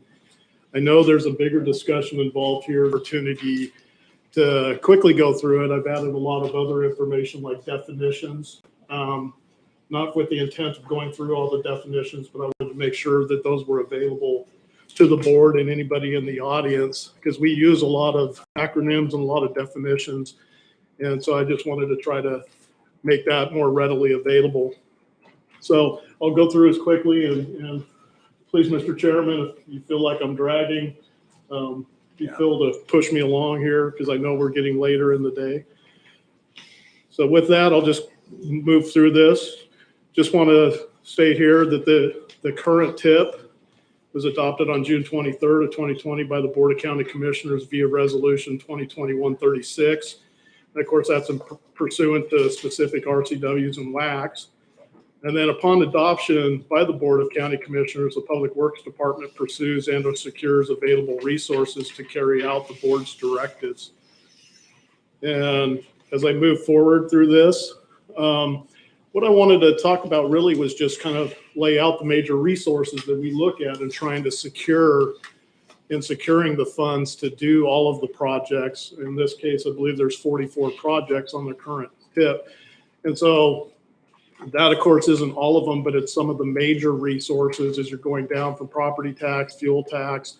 And we had a question earlier, and this is where I highlighted that RAP as well as CAP, which is the County Arterial Preservation Program, are part of the fuel tax that's collected. We also have grants that we go after. We spend a lot of resources going after these grants, both RAP, even though RAP is part of the motor vehicle fuel tax, it is a competitive program, as well as TIB, federal surface transportation. That's been called a lot of things throughout the years, anywhere from ICE-T to STIP to MAP 21. But for all intent and purposes, when we talk about federal, most of the time we're talking about just the surface transportation. There's also freight mobility, strategic investment boards. We have loans. This county has utilized the Public Works Board loans to convert gravel roads. These are local access roads into paved roads. Then, of course, you have the other potential financial resources. I just list them. I'm not going to spend a lot of time talking about them because I'll be quite honest with you. A lot of them are can create a lot of anxiety with people. So I'll just leave those alone. But these are all those that are listed within the Public Works and County Engineer Manual that is provided by the County Road Administration Board. So kind of moving on, just kind of gives you an idea of the resources that we're looking at and trying to fund this project. Grant and Loeb, the other thing that's important as you're building a 6-year transportation improvement program and you're looking at these different funding sources is what these funding agencies are looking for.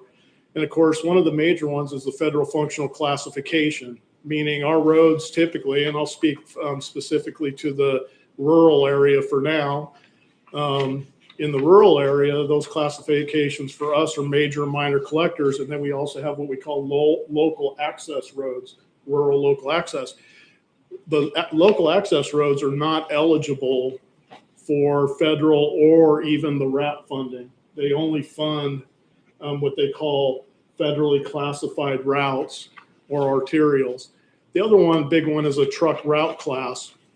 Truck route classes are based on T1 through multiple T5. We have a lot of T5s, T4s, T3s, and I'll go into a little bit more detail on those, but that represents tonnage, annual tonnage that runs across the road. Also, one of the big things that they look at is surface condition of the road, bridge conditions, of course, alignment deficiencies, horizontal, vertical, highway safety, multimodal transportation, economic development, etc. It's important to talk about multimodal because sometimes people will see a project on there and they're going, why are we spending money on putting in, say, a pathway somewhere and not spending that money repaving roads. Well, state law requires that we spend a specific percentage of the gas tax revenue that we receive on what they call special purpose paths and trails. And if you don't spend that on any annual basis, then you put it in a separate account. And of course, that's one of the funds that we talk about during budget time, that we put that money aside. And there are some deadlines on when we have to spend that money. So maybe a topic for a later date, but certainly these are some of the major criteria that they're looking at when we're trying to. So when we pick projects, the whole idea is to make sure that they're viable from even a funding standpoint for grant funding. So a lot of times that's difficult because sometimes that changes. They like to change things. So what was included when the board approved our 6-year TIP was this list of projects, 1 through 44. The one thing I want to say here is we try to split it up a little bit differently. And I know to a lot of people, priority means something, and certainly it can. But for us, we split it into what we call funded or partially funded projects. And then we kind of went to unfunded projects, and that's where you see the 12 through 34. And I do want to mention to anybody in the audience that if they would like to see these more clearly, certainly they can contact me at my office, and I can provide these in the actual PDF form. But really the TIP is very fluid, meaning sometimes certain funding is made available and we have certain projects that will fit it, where other projects that are higher on the priority list may not fit the criteria. And so we'll still go after that funding. And so you'll see stuff moving up and down this list. And then towards the bottom, we have other we split them out where it's unfunded enhancement and safety projects. So I want to stress that those enhancement or safety projects are no less of a priority than those are up above. We just try to put this in kind of a clearer order for people to be able to follow, so they truly understand what's funded, what's not funded. Because you'll see stuff that's up above that you see no funding in 2022 or 2023, but then you go down below 35 through 44, and you'll see that we're actually showing expenditures occurring in 2022 and 2023. So I just want to really emphasize that just because something is down there, this list can be fairly fluid. The coloring up above 1 through 11, what does that mean? Project started, completed, or see the? Yeah, let me bring that up here. And like I said, I have the ability to kind of go back and forth here and see if maybe this is a little bit more clear for you. So really all we try to do with the yellows and the funding is kind of just separation between the lines. So there's really no significance other than kind of shading in what we call the funded or partially funded projects. So line 1 is shaded, line 2 isn't, just to kind of separate the lines so that they're more legible and followable for people. And then of course we didn't carry that down below because at this point, a lot of those projects are unfunded. So certainly in the future we can do that, but the shading that you see is really just separation on every other line. So.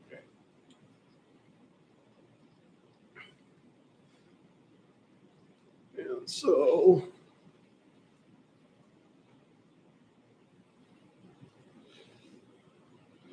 Next slide I have is, of course, then we provided a map that outlined the projects and provided the board these maps. So, because the maps that I'm going to show a little bit later are going to be pretty important. Now, not all of them are showing up on here. When we're dealing with corridors, they're of course easy to show, but a lot of them are bridge projects.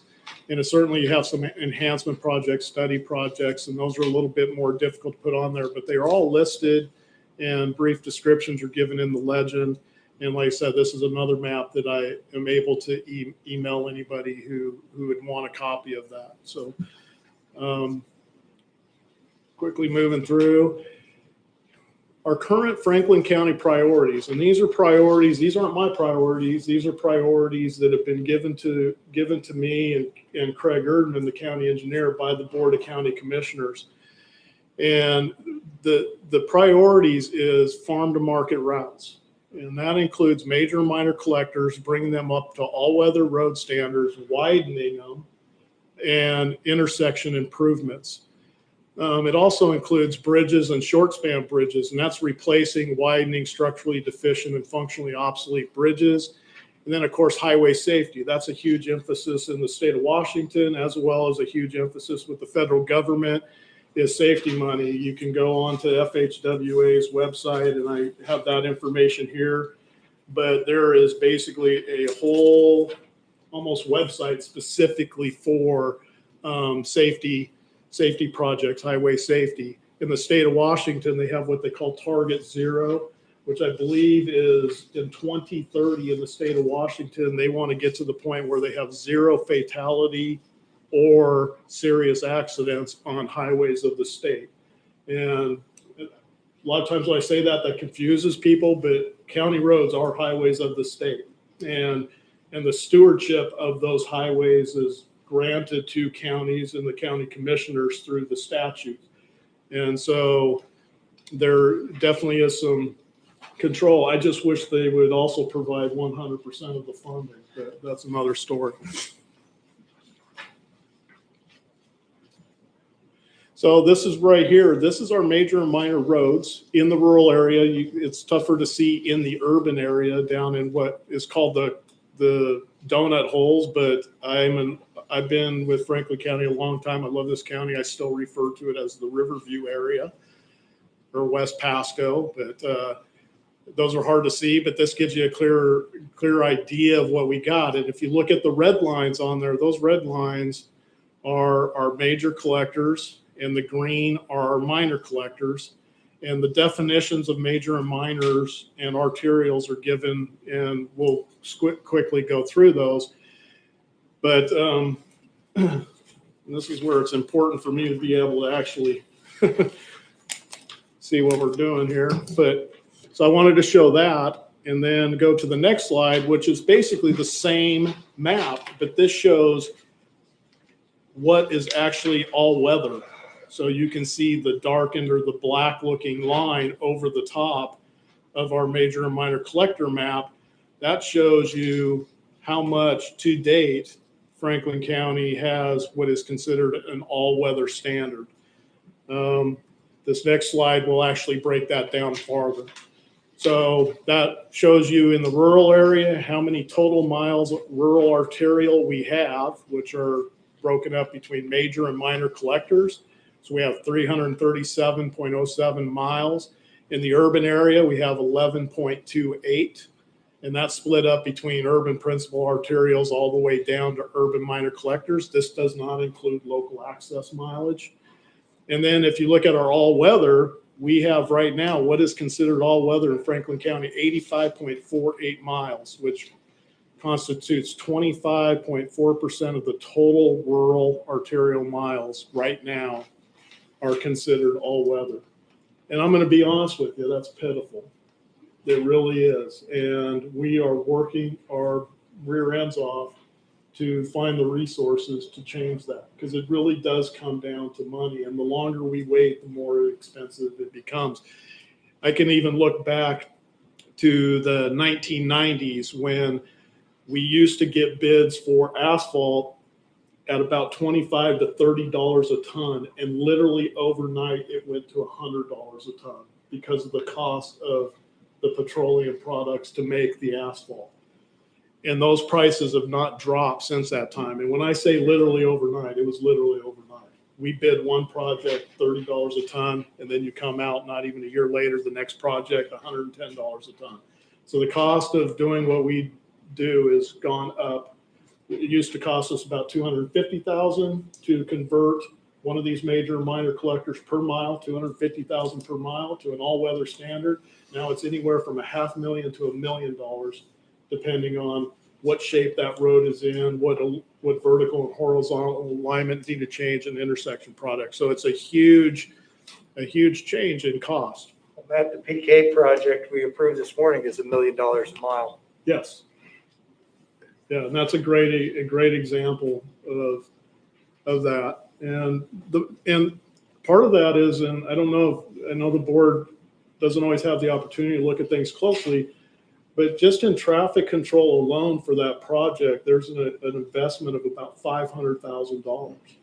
And the reason why is because there are no detours off of Pasco Colotis. And so we are making a huge effort to keep that road open, because we not only do we have dryland wheat farmers north of the county, but we also have a lot of orchards that are along the river off of Murphy, McClenny, Page, you know, all through there. Plus we also have, you know, the different parks that go on, like Ice Harbor and all that. So we need to keep that road open. So there's a huge investment there. And that's becoming very typical as our county grows and the population grows, and the need to keep roads open. So that's going to be a huge, that's a huge cost associated with that project, ensuring that it's not just open every day while construction's going on, but it's left at night in a condition where people can drive on it safely. So, so like I said, if I go too slow, let me know. When is that scheduled to start? Well, that will be, you know, once we get it, the board awards it, then we will be scheduling a pre-construction meeting, and we will want to get that thing moving as quickly as possible. We understand there's going to be impacts with before grain harvest. Well, that's why we're focusing on keeping it open and keeping unfettered access. So we're making sure they keep one lane open all the time, and that their areas of construction are very short in span. Okay. So that we made that mistake when we did the first phase. Commissioner Mullen may or may not remember that, where we did the first phase from the city limits at the interchange there up to just a little bit south of Carr and Peterson Road. I don't know if you were living out there at that point, but that was, you know, up to 40-minute waits because that project got so spread out, and we're not going to make that mistake again. So this is the beginning of some of the definitions. And like I said, I know the board, I just wanted to make sure they were in there for the public as well as the commissioners, because we all freely kind of throw around definitions and don't always know what they mean, especially with acronyms. I'm still sometimes scratching my head over acronyms, but this is very long definitions that kind of goes through what all the different arterials and collectors are. Just quickly going through there. And then of course I put in what local roads and streets are.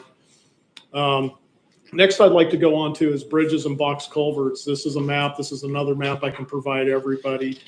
And in this case, moving on to the next slide, this is our bridges. We have 44 concrete, 7 steel, 34 timber for a total of 85 bridges. Of those, 11 are classified as structurally deficient, and one of them is classified as functionally obsolete. And then we got 28 of them that are posted with load restrictions. And what that tells us is when they get posted with load restrictions, they're not far away from getting to the point where they're functionally obsolete or structurally deficient. So that kind of gives you a pretty good idea of the state of our bridges in Franklin County. A lot of these, as we know, were built as part of the Columbia Basin Project back in the 40s and 50s. Some were even replaced in the 70s with concrete structures, which was great, but those concrete structures weren't designed even then to take the loads that we have now, or they weren't built to the widths that we need on the roads, and that's a huge issue. We also have short span bridges. We have 3 concrete, 1 steel, 15 timber for a total of 19. Currently, none of those are classified as structurally deficient, posted with load restriction, or functionally obsolete. You'll hear us in our office sometimes refer to those as box culverts, but that's kind of a misuse of the term. And as we move forward, you'll get a brief definition. A bridge is in the state of Washington, is classified in the Washington State Bridge Inspection Manual as a structure having a centerline length greater than 20 feet. And it's measured typically, you know, it's definitely measured right on, you know, the center line, but sometimes bridges are rather askew, so there's some changes there. And short span spans just generally are those that are equal to 20 feet, you know, that are less or equal to 20 feet. And so that's where the splitting is. And like I said, I put some definitions of there on what is functionally obsolete, what is structurally deficient. So that's available for people to review. And what I wanted to do here is just give a breakdown of our current projects within the STIP. Right now, we have, under our all-weather improvements, pavement rehabilitation, is 19 projects, and that includes necessary widening, intersection improvements, et cetera, which accounts for 52.31 total miles. That will increase our all-weather system to 137.79 miles, which will bring us up from our previous total of about 25%, up to about 41% of our total rural arterial miles. Bridge replacement, we have 7 projects. Those include design to current load requirements, widening, which is a 32-foot minimum. What a lot of people don't understand is the FHWA will only pay for the width of the bridge that's required as part of the LAG manual, which is the local agency guidelines, which is a state document that's been approved by FHWA, which guides everything we do as it pertains to a project in the state of Washington. And sometimes a road, it may be a major or minor collector, but based on the traffic, it may only require a 28-foot wide road. Well, we basically saying we don't care. We want a 32-foot minimum. So if in the federal guidelines it says 28-foot, we won't build it 28-foot. We want a 32-foot because we know that somewhere down the road the traffic is going to get there. But if a road requires a 40-foot width, then of course we're building the bridges to the width. So this is just to take care of any time where under those guidelines, the local agency guidelines, it states that, well, the road that it needs to be constructed only needs to be 26 feet wide or 28 feet wide based on the local agency guidelines. And we're saying, well, we're still going to build them to 32. And just to add to that, the FHWA and local programs has been paying for these bridges. So it's not like we've had to pay extra because they understand what we're doing here. So I just want to make it clear, the 32-foot minimum does not mean that we'll do that on any road. If you have a road that requires we get to, a point where we have to add lanes, let's say, we'll make sure that these bridges are able to accommodate that if it appears to us in the future that we may have to do that. So we have 7 projects that replaces 7 bridges that are load restricted, structurally deficient, and or functionally obsolete. We have 9 safety projects, which are core and intersection improvements. That's like I said, a huge deal that's being pushed by the federal government through FHWA as well as the state of Washington. So there's a specific pot of money set aside specifically for safety projects. It's also important to add that is a very data-driven process. They rely on data, which is accident data and other data from us. And so even though something may be good, if you don't, and it's unfortunate, I don't promote this, but we've all heard it and heard it said that, well, we got to wait for an accident to happen and unfortunately that's the case when you're looking at some of this funding is it's very data driven based on that type of criteria. So we have 9 projects in our current TIP, and then we also have 9 miscellaneous projects, which includes alternate transportation route improvements, which is listed as Basin City, some drainage improvements. We've had some issues with some major drainage. As terrain changes and the irrigation practices have changed, we've had some issues that we need to take care of to make sure that roads are retained and able to stay open. Bridge approach improvements, intersection improvements, and of course, transportation studies.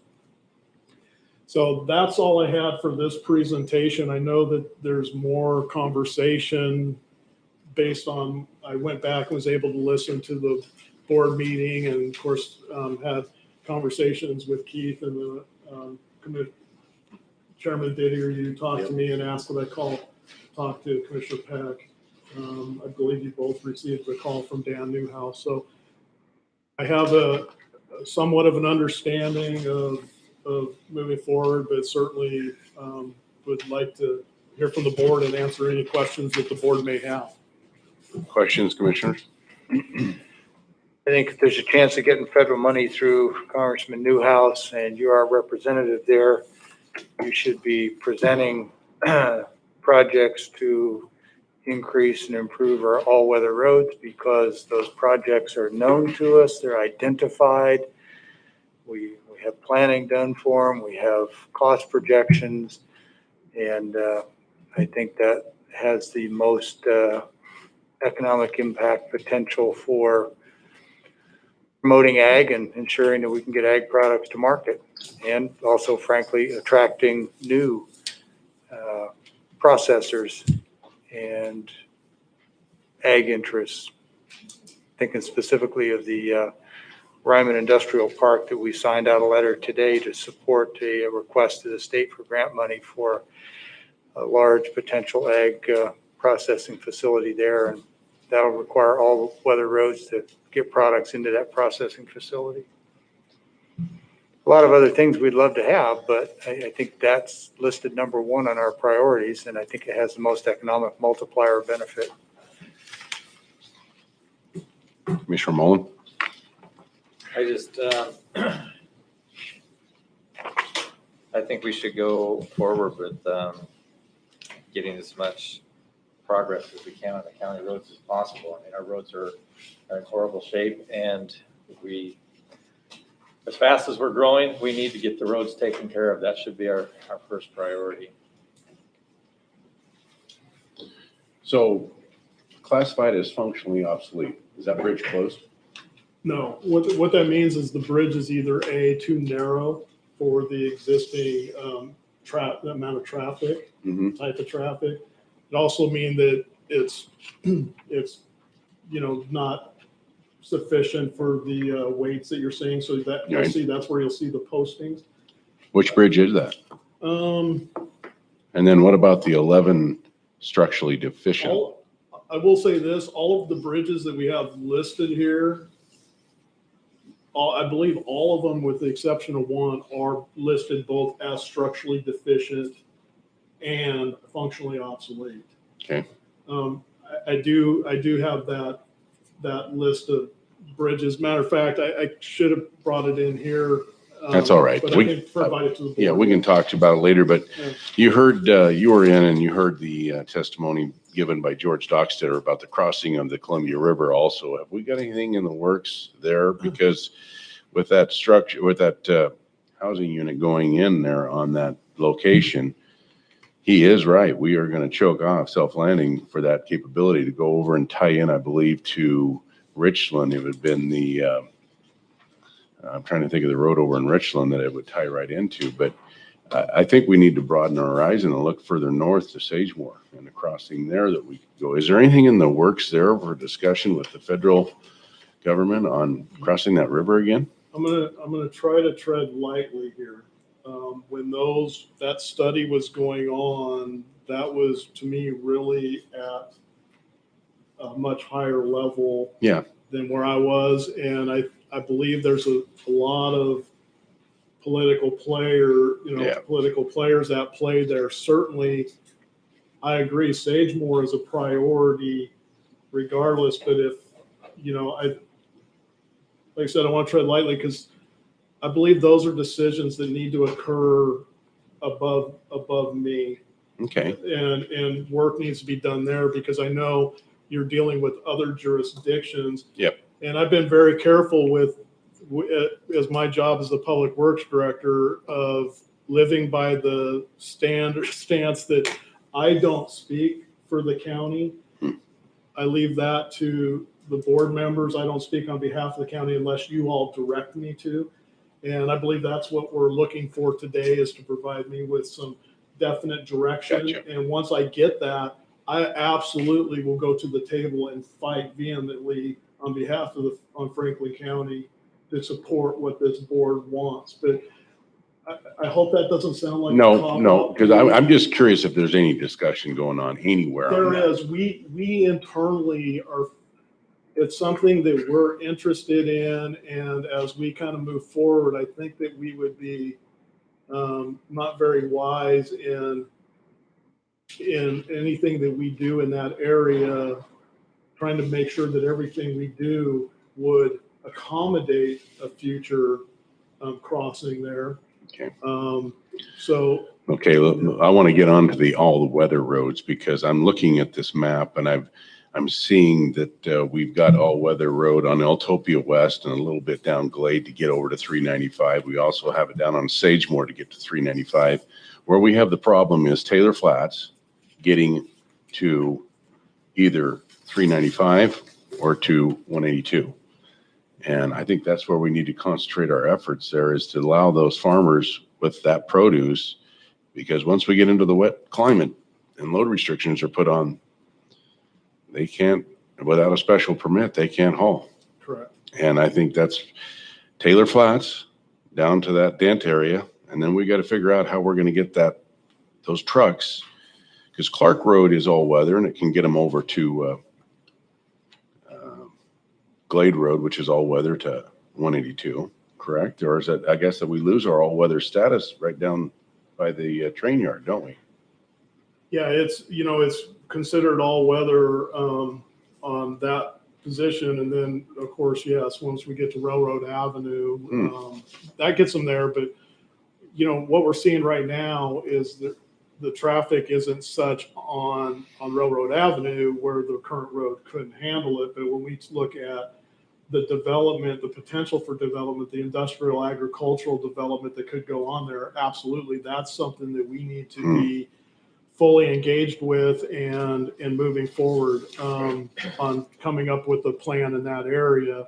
And so, yes, we're completely aware of that, but also looking at, it's no secret to everybody that our main north-south corridors are Taylor Flats to Ringgold, all the way to the new the new Sage Hill, where we had the landslide. All of that was converted, and that would give you the connection all the way through the county. But then Glade North, it's very spotty, it's very patchwork, but yet we've made the connections on Sagemore and Eltopia West.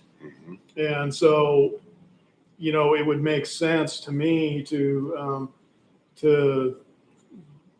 if you all, I don't know if you're asking for my opinion or recommendation, but if I was making a recommendation, my recommendation would be that we focus really heavily on Taylor Flats. And the reason why I say that is I'm saying that from an engineering standpoint is it has the highest amount of traffic of any road in Franklin County. The traffic on Taylor Flats at this section from Clark Road, that five-legged intersection there, is the same amount of traffic as SR 17 is out of Mesa. And so it's about 6,600, and that's based on 2018 numbers. As we discussed, we didn't do 2020. Usually that's done through the Council of Governments, the Ben Franklin Council of Governments, and because of COVID, that didn't get happen. But we want to make sure it happens today to update those numbers. But those numbers alone from 2018 are very telling. And it's not wide enough. We do have all of the other criteria that would prevail in getting funding in the traditional grant programs. And the other thing is it is the one area where we've done a lot of pre-work. We've done some slope flattening. We've done a lot of other pre-work to get ready for such a project. This could be shovel ready and would be shovel ready by the time any money that's being discussed this year would become available. So that's my opinion, but I'm going to be perfectly frank with you. I answer to this board, and I am willing to fight for whatever this board would like. Well, thank you. I appreciate that. And I have to agree with you. I think that's probably where we need to focus. So with that, is there any So other? Matt, the money that has been discussed is supposed to be this year money. Have you heard that? Well, yeah, this year money, but by the time we understand how that kind of works. Yeah. Sure. Yeah, as it goes through FA or through DOT, through local programs. Right. Yeah. And so when you say Taylor Flats, moving product from the north end of the county down Taylor Flats and getting it as far as Clark, let's say, which is in good shape, and running across Clark to Glade would put you about in the vicinity of the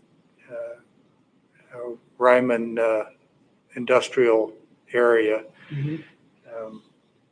From an all-weather road standpoint, and maybe you've got a map that does this, draw a route for me, maybe even just verbally, from Taylor Flats to the Ryman industrial area. From Taylor Flats, well, the perfect spot would be Taylor Flats to Self Landing. And the reason I bring it up is because the letter we just signed to Theringer, to Representative Theringer, is on the Ryman Industrial Center capital budget request, where we're looking for 15.8 million in match money. And without getting into too much detail, it speaks in the letter. In fact, I'm going to use their language so that I don't go divulging stuff I'm not supposed to. Serve a major Washington-based food processing company's expansion project proposed for the area that will bring $400 million in private investment to Franklin County while creating 200 new family wage jobs. This project will generate millions in local and state tax revenue to support local schools and a variety of junior taxing districts. This is a project that we're asking the state to give us 15.8 million that the port will match so that we can attract this business. This business has made it very clear that one of their top criteria for whether or not they locate here is reliable transport of product on our all-weather roads to the Ryman Industrial Park. Yes. Knowing that, $400 million project, 200 jobs, and product coming from, draw a half circle from the Ryman, east-west, and then a northern arc. Okay, a lot of the product coming from there. What roads would you look at to bring up to all weather to help ensure that we have a reliable road system to get products to there? I literally talked to the CEO of this company, and he told me that's their chief concern. Yeah. That all-weather system would include East Foster Well, or West Foster Wells, as we call it, Foster Wells Vineyard, and then also Railroad Avenue. Yeah. And so that would be the route, and 395, of course. Okay. And certainly we're looking at that, and it makes total sense. Well, Economic development. That's where I think this federal money needs to go, because of the potential to attract this new industrial development, which is, I want to be careful about proprietary business information, but I'll just say that I know that we are on the very short list. And when they tell us that this is their chief concern, and we didn't solicit that, they offered it, that tells me that we ought to be doing everything we can to focus on that. Even if we don't get the roads built before the decision's made, if we can commit to do it or show that that's a focus, I think that's, if it weren't for that and the potential of that project, and I'd say anywhere that you think improving our all-weather roads is going to better support ag, I could support. I kind of revert back. It's I'm just saying my piece. I can't disagree that is an important, and it's something, quite honestly, that because of looking at the whole thing, that unfortunately we didn't look at it. It's not on our current tip, and it should be. Yeah. Because it is a vital connection to 395, and we need to be looking at those from all areas of the county. Putting it on the tip is an easy fix, but I'll tell you, this money is not guaranteed. We still got to compete with projects and counties all throughout the 4th Congressional District. And anytime you can show that the money is going to be invested is going to return a much bigger economic development or investment to the county, it gets a much higher score with the feds.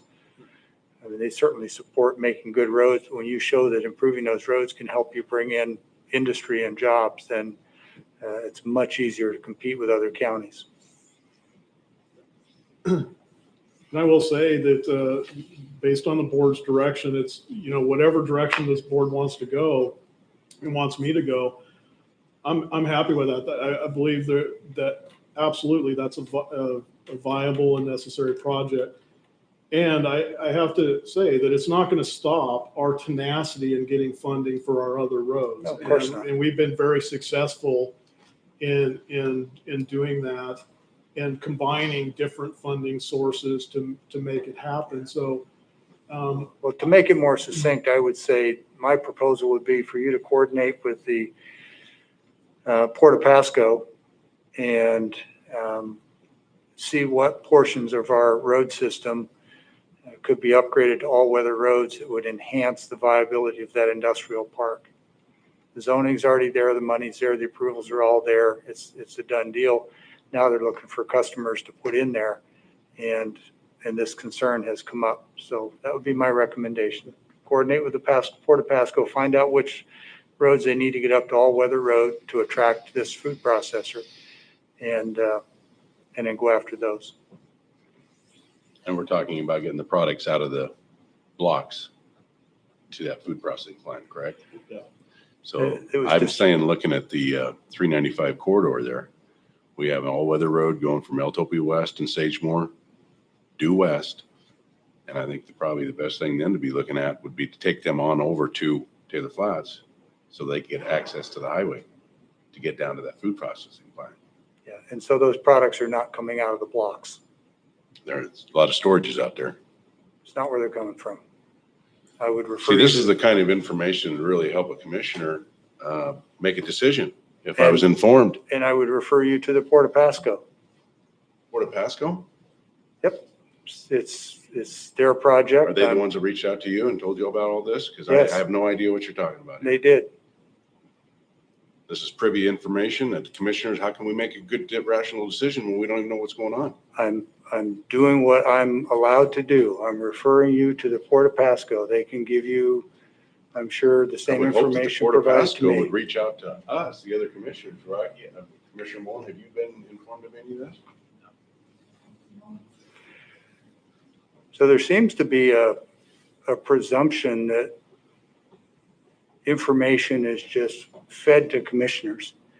My experience is you have to go out and look for it, and I actively do that. And so maybe I run into information that not everybody sees. You've got Maybe more you should be- contacts in this county than I do. Maybe you should be sharing this with the administrator so he can share it with us.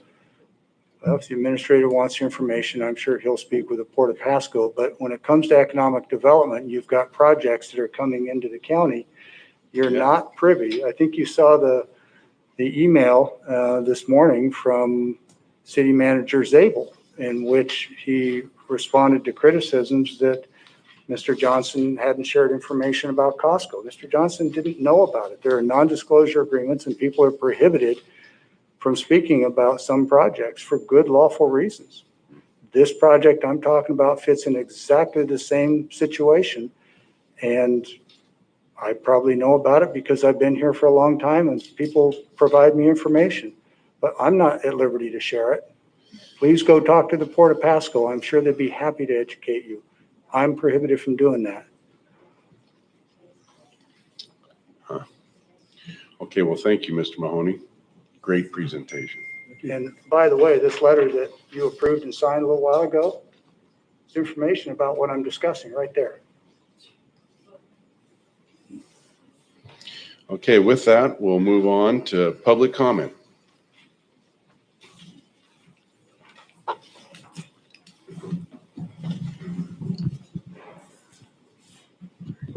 Thank you. I know you can't answer questions, but one big concern I have is self-landing and directing traffic away from that, because as you know, it's a short little zigzag road. It's got train tracks going through it. And currently traffic goes out onto Railroad Avenue all the way down. And it's a real big mess. So anyhow, I've waited 30 minutes there sometimes. And sometimes the trains literally are going 1 mile per hour. The other thing is that last week, Commissioner Peck had said that he's been trying to get the county redistrict for 3 years. So I went back. He said I needed to go back through the meeting minutes. So I did. And so on April 3rd, he made mention. I know I was at that meeting, and so was Brenda High. And then citizen at large, Clint Didier. And it was 2018, so it was another election year. And we had stated that we should not be redrawing boundaries in an election year, which you shouldn't. And so I looked through 2019. I could not find anything in 2019, and that would have been the year to redistrict. And I didn't realize till last week, finally we learned that it was employees of the courthouse that made those maps up. And I'm sorry, but their pay is, they're working for the commissioners in a sense, because they can be hired or fired or influenced to be fired. It really needs to be people that are not tied to the commissioners in any way. And because it's just a conflict, it's an appearance of conflict. And we always want to not have that. So I am really hoping for the umpteenth time. I'm grateful that we have a salary commission now. And I really feel that we need a redistricting commission. I know everyone says it's going to go to court. It's just, but I can tell you any judge worth their salt will look at it and say, you know what? I see Franklin County is trying to do the right thing. And that's what we should be doing, because a judge would rather have you settle out of court than to spend his time having to deal with things that he shouldn't be dealing with, or she, I should say. So I'm hoping that you just move forward, go forward with honesty and light, and state and get other people in the Hispanic, in the protected classes on this redistricting commission so that their voice is heard as well. That being said, I'm just asking that, first of all, I wanted to say, because there was comment that Commissioner Didier was creating a hostile work. That's not true. We want healthy debate. We want fierce debate, because that's how our Constitution was formed. And that's the way it should be. And the reason why we've been so concerned is for 2 years, this commissioner district, the people were not represented well because they didn't know what was going on. If someone came to me and said, you know what, that's not my commissioner district, that's Commissioner Mullins, let me introduce you to them. Or let me give you his number, or here's Keith Johnson's number, so that he can communicate it to all the commissioners. This isn't about one commissioner, it's about the people. And let's start serving the people well. And it's okay that sometimes we disagree. I hope we do. The worst government is the government that gets along, because then they're not serving the people. They're not fighting for the people. They just want to get along. And I don't want a government like that, because then I'm not served. Thank you. Thank you. Is there any other public comment? As you have heard several times today, people have come up from different departments and given you the information. According to the RCWs, he's not supposed to be reporting everybody else's business to you. He's supposed to be administrating what you direct him to do. I get the post from the public port district. It is a tremendously difficult job that you're trying to do. But it is a hostile environment when the Franklin County Republican Party members come in here and testify left, right, and center, talking about, like Mr. Heinem saying, you know, this is for the Franklin County people, when there was a gentleman sitting here from Benton. Somebody who knows you. Constantly stirring up division for the sake of division is wrong. Yes, we should have lively debate, but you pulled me up in my short hairs with the 3-minute thing. That was wrong. You got 4 minutes now. Well, whatever, you've already committed the act, okay? This body does need to get along, does need to work together. I appreciate, Mr. Mullen, you taking the time and working with Mr. Johnson. I appreciate your comments today. I very much do. And you saw the support from even outside our community or on behalf of our community. But I'll tell you what, here's my experience. I didn't know anybody when I moved here. I decided that I'd like to understand my county government better. So I went and talked to different departments. They gave me information. They gave me history. Got to know some of the people that work here. Then Mr. Beaton brought a big fat binder with all these things that are wrong. And I said, my gosh, you need an attorney. Well, I didn't know this, but his wife is an attorney. He doesn't have a case. There's no case. And you keep bringing up and having people call in, bringing the same crap up. You just heard about benefits. There are police officers that served in the military that could take the same benefit that he has for pay. I'm not going to say this right. But instead of taking the benefit, they're going to take the money. Same. Instead of having taken out of their income, you called it double dipping. And somebody came just that meeting and said it again. It's an HR benefit. You can roll it back in resolution if you want. But all he did was add elected officials. It was already a benefit to the men and women that serve in the military that are our deputies. I'm tired of these accusations. And you know who the accusation of the brethren is? 24/7, Satan himself.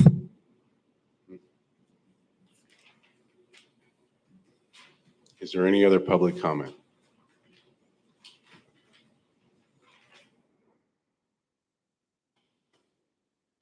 Anybody on the phone, Keith? No, sir. Okay, hearing none. Let's move on. We're going to have to move into executive order. Sean, have you got the RCW? Yes. Mr. Chairman, if we could go into executive session under RCW 4230110, subsection I, to discuss with legal counsel matters of pending litigation or potential litigation. I anticipate up to 30 minutes with our outside counsel. We will call and bring on a conference call, and I guess we could reserve to come out earlier, but I think 30 minutes would probably be accurate. Okay. Jen, I'm gonna hang up this call. You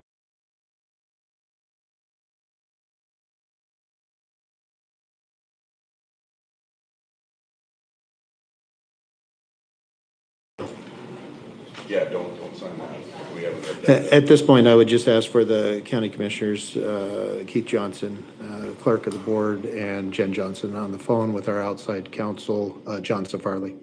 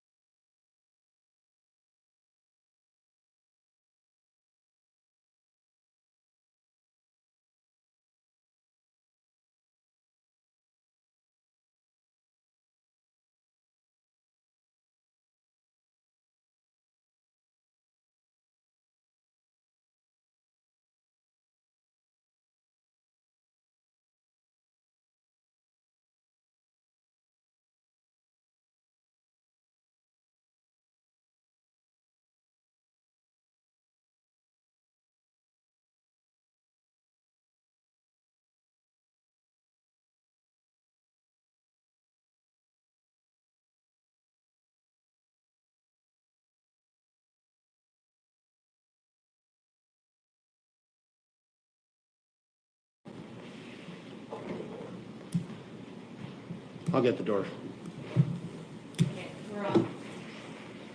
Gotta open the door first. Okay, we have come out of an executive session with no decisions being made. Is there any other business for the good of the board? I have none.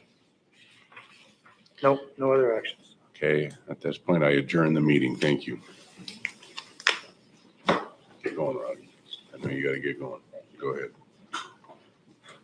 Hopefully it's